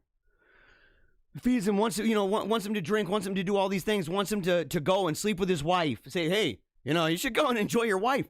And he keeps saying, no, he's a good man. And he says, no, I can't do that. Not when my brothers in arms, they're out in war. They can't be there. I'm not going to do that. He doesn't go home at all. Completely foils David's plan. Well, now David is especially hosed. Because now he's going to know I brought him home. Why did I bring him home? And he's coming back and there's a baby? Nah. Tell you what, I can't imagine it'd be too tough to be starting to wonder, why did he call me back? And then I come home and we have, you know, a baby and stuff. And I didn't go over to the house with my wife. So what does he do? Drafts a letter. Gives it to that man. Tells that man, who is dutiful, by the way, he did it, to bring it back, to give it to the commander. And inside, he never opened it. And on the inside, it was his death warrant. Put him in the front line. He's going to die. And he did. He died. That is evil upon evil upon evil. That is sin upon sin upon sin. And a prophet came. A prophet came and told him a parable of you know, a very rich man and a very poor man. One that had everything he could ask for and the other had nothing. And there was death involved, and it was completely treacherous and everything else. And David said, that man's got to be put to death. And that prophet looked at him and said, it's you. It's you. And David knew. And he wrote that psalm. And the thing is, if God could forgive him, if God could, at the end of that king's life, to consider him an apple of an eye, how much more you?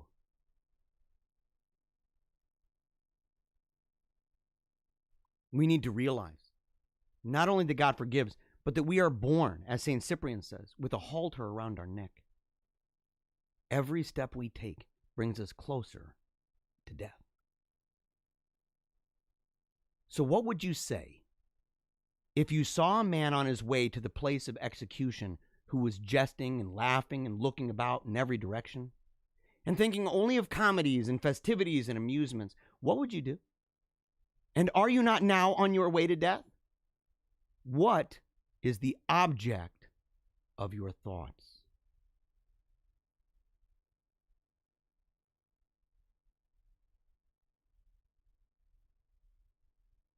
St. Charles Borromeo kept at his table a skull that he might continually contemplate it. Cardinal Baronius had inscribed on his ring the words memento mori, remember death. Venerable Juvenal had this motto written on the skull, what you are, I was, and what I am, you shall be. Think about the profundity of that. Think about this right now and say, look at all those heroes, the people that we are looking back to and saying, these are the founders, these are the heroes, these are the saints, these are the people, these are our ancestors that through hard work and oftentimes through the shedding of blood, whether their own or another, that they brought this world as it is with all of its faults, and we've been working at it ever since, making it better all the time. That every single one of them are in the ground now. And what they are, I will be. And what I am, they once were. Are you making them proud? Are you making them proud? Are you honoring them? Are you honoring your ancestors? Are you honoring your friends right now, your parents right now? Are you doing this? I'm sorry to get preachy, but the fact is, until we get to this place right here, then the rest of any plan that anybody comes up with is going to fail, because the only way that you are going to have the resolve in your heart, the only way that you will have the power, not only to give everything you've got, but to direct that attention to all the right things, is if you take a knee for Jesus Christ, and if you admit that you are going to die, and that you resolve now that you ain't playing this crap anymore, because right now, if you don't die to yourself, good luck. Not only in eternity, but good luck for your children. So for their sake, for your sake, for the sake of time, for the sake of eternity, for all of these things, you have a bazillion reasons to die, to die, to die.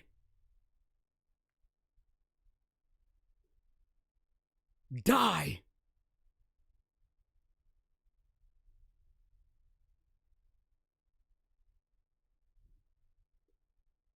Is he not a fool who seeks after happiness in this world, where he'll remain for only a few days, and expose himself to the risk of being unhappy in the next? Think of this with everything you do. Think of it. Where he must live for eternity. We do not fix our affections on borrowed goods, because we know that they must soon be returned to the owner. All the goods of this earth are lent to us. It's folly to set our hearts on what must soon quit.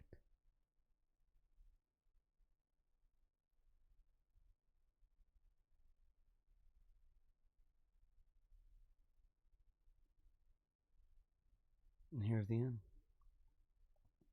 If you don't make time for your wellness, you're going to be forced to make time for your illness. It's where we are now. That's it.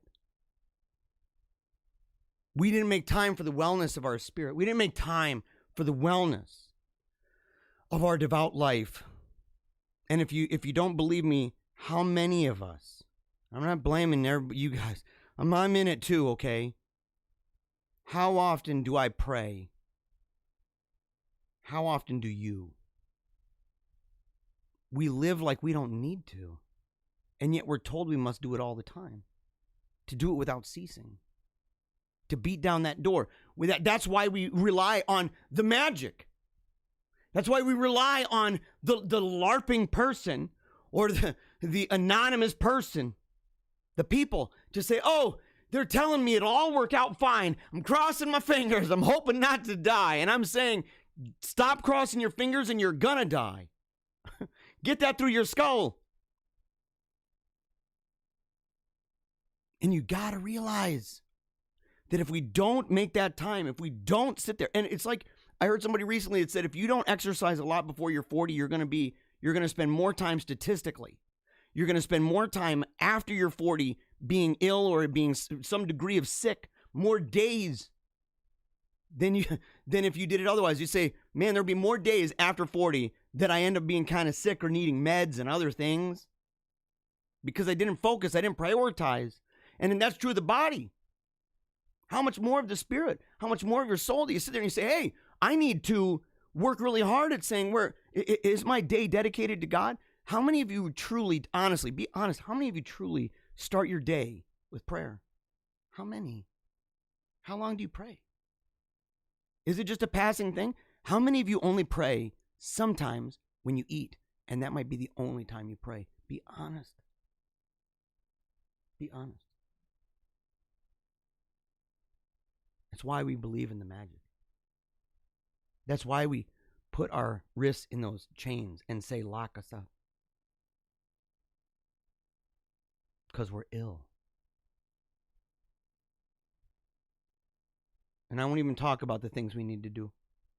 That's the future of the show. That's the future of the show. Because we are at a place where we can't mess around anymore. And again, I'm sorry, look, normally it's a Monday. I would normally be like, oh man, we're going to go ahead and we're just going to have fun and it's going to be great. And we're just going to giggle and laugh. But I'm watching as the world is coming around us, and we are going to. Remember, I said, especially when it's hard. Especially. But sometimes you just simply have to get down to brass tacks.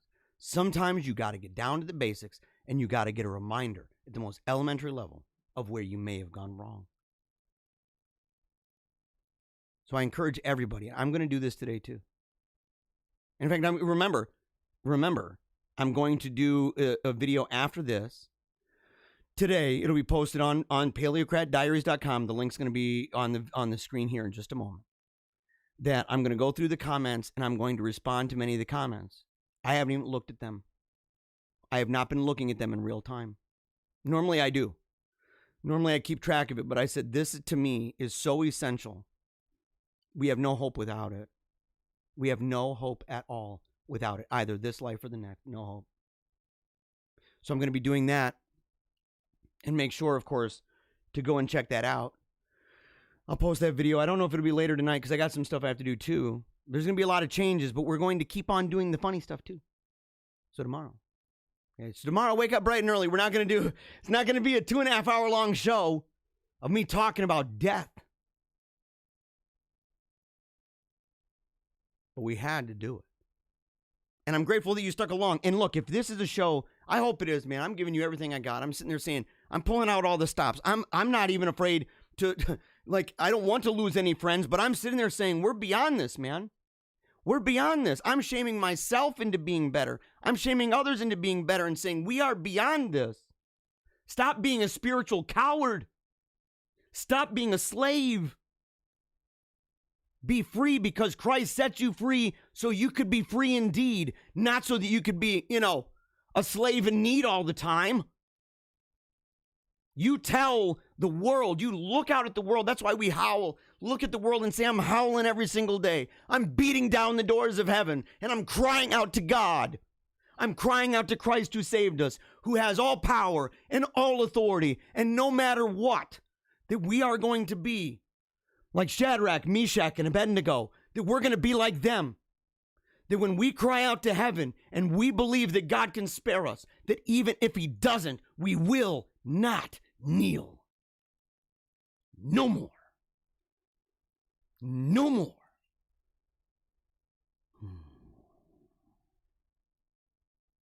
This ain't a joke, is it? This ain't a joke. We are in it, guys. We are in it.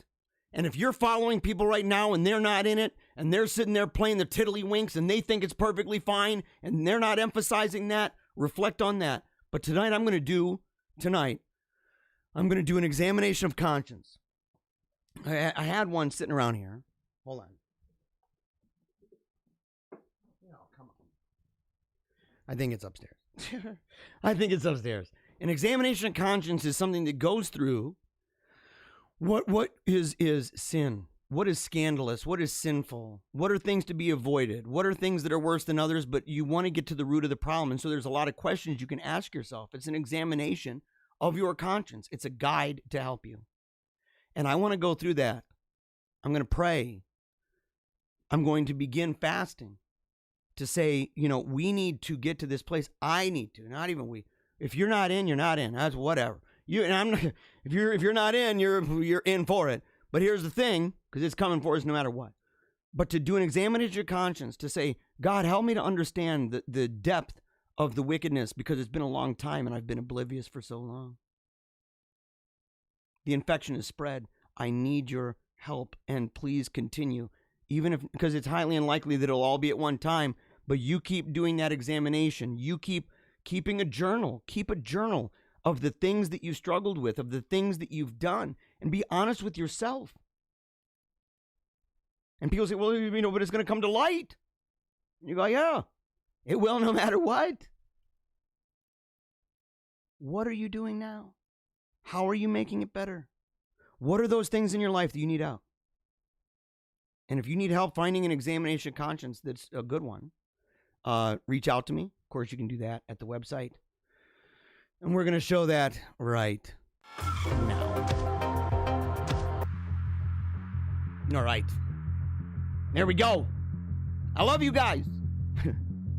This show, my voice is toast, man. But I want you to know I'm giving everything I've got, man. I'm not playing around. I didn't have to do this today. I could just do the Happy Rogers, right? The jollies and the giggles. I could do all of that. And we will. But man, when it is serious business, we got to get down, right? And today we got down. If you love this show, and I know you do, share it with your friends. Share it with your family. Share it with those people that need to hear the gospel of Jesus Christ. And reach out to them. Pray hard with all of your might. Get on your knees beginning today and beg God to take those shackles off your wrists. Go to paleocratdiaries.com. Later on, I'll post the video. I'll post a video answering questions in the comment section. I thank all of you for joining us during this time, for dealing with it. Okay? You guys are amazing. Check out our store. And if you got any questions about how to take a knee for Jesus, or how to never give up and keep on smiling and remember death, email us, paleocratdiaries@gmail.com. And until next time, as we always say, when I salute you, never give up. Keep on smiling, and memento mori. If I don't talk into microphones, I don't make that mad cash. Making all that money. Making that mad loot, right? Mind control.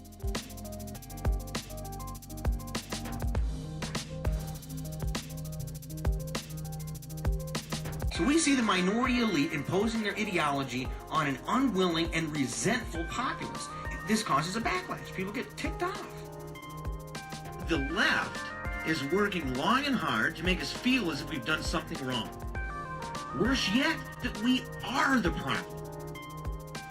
Don't let people just rip on your heritage. Don't let people just rip on your traditions. Don't let people rip on your heroes.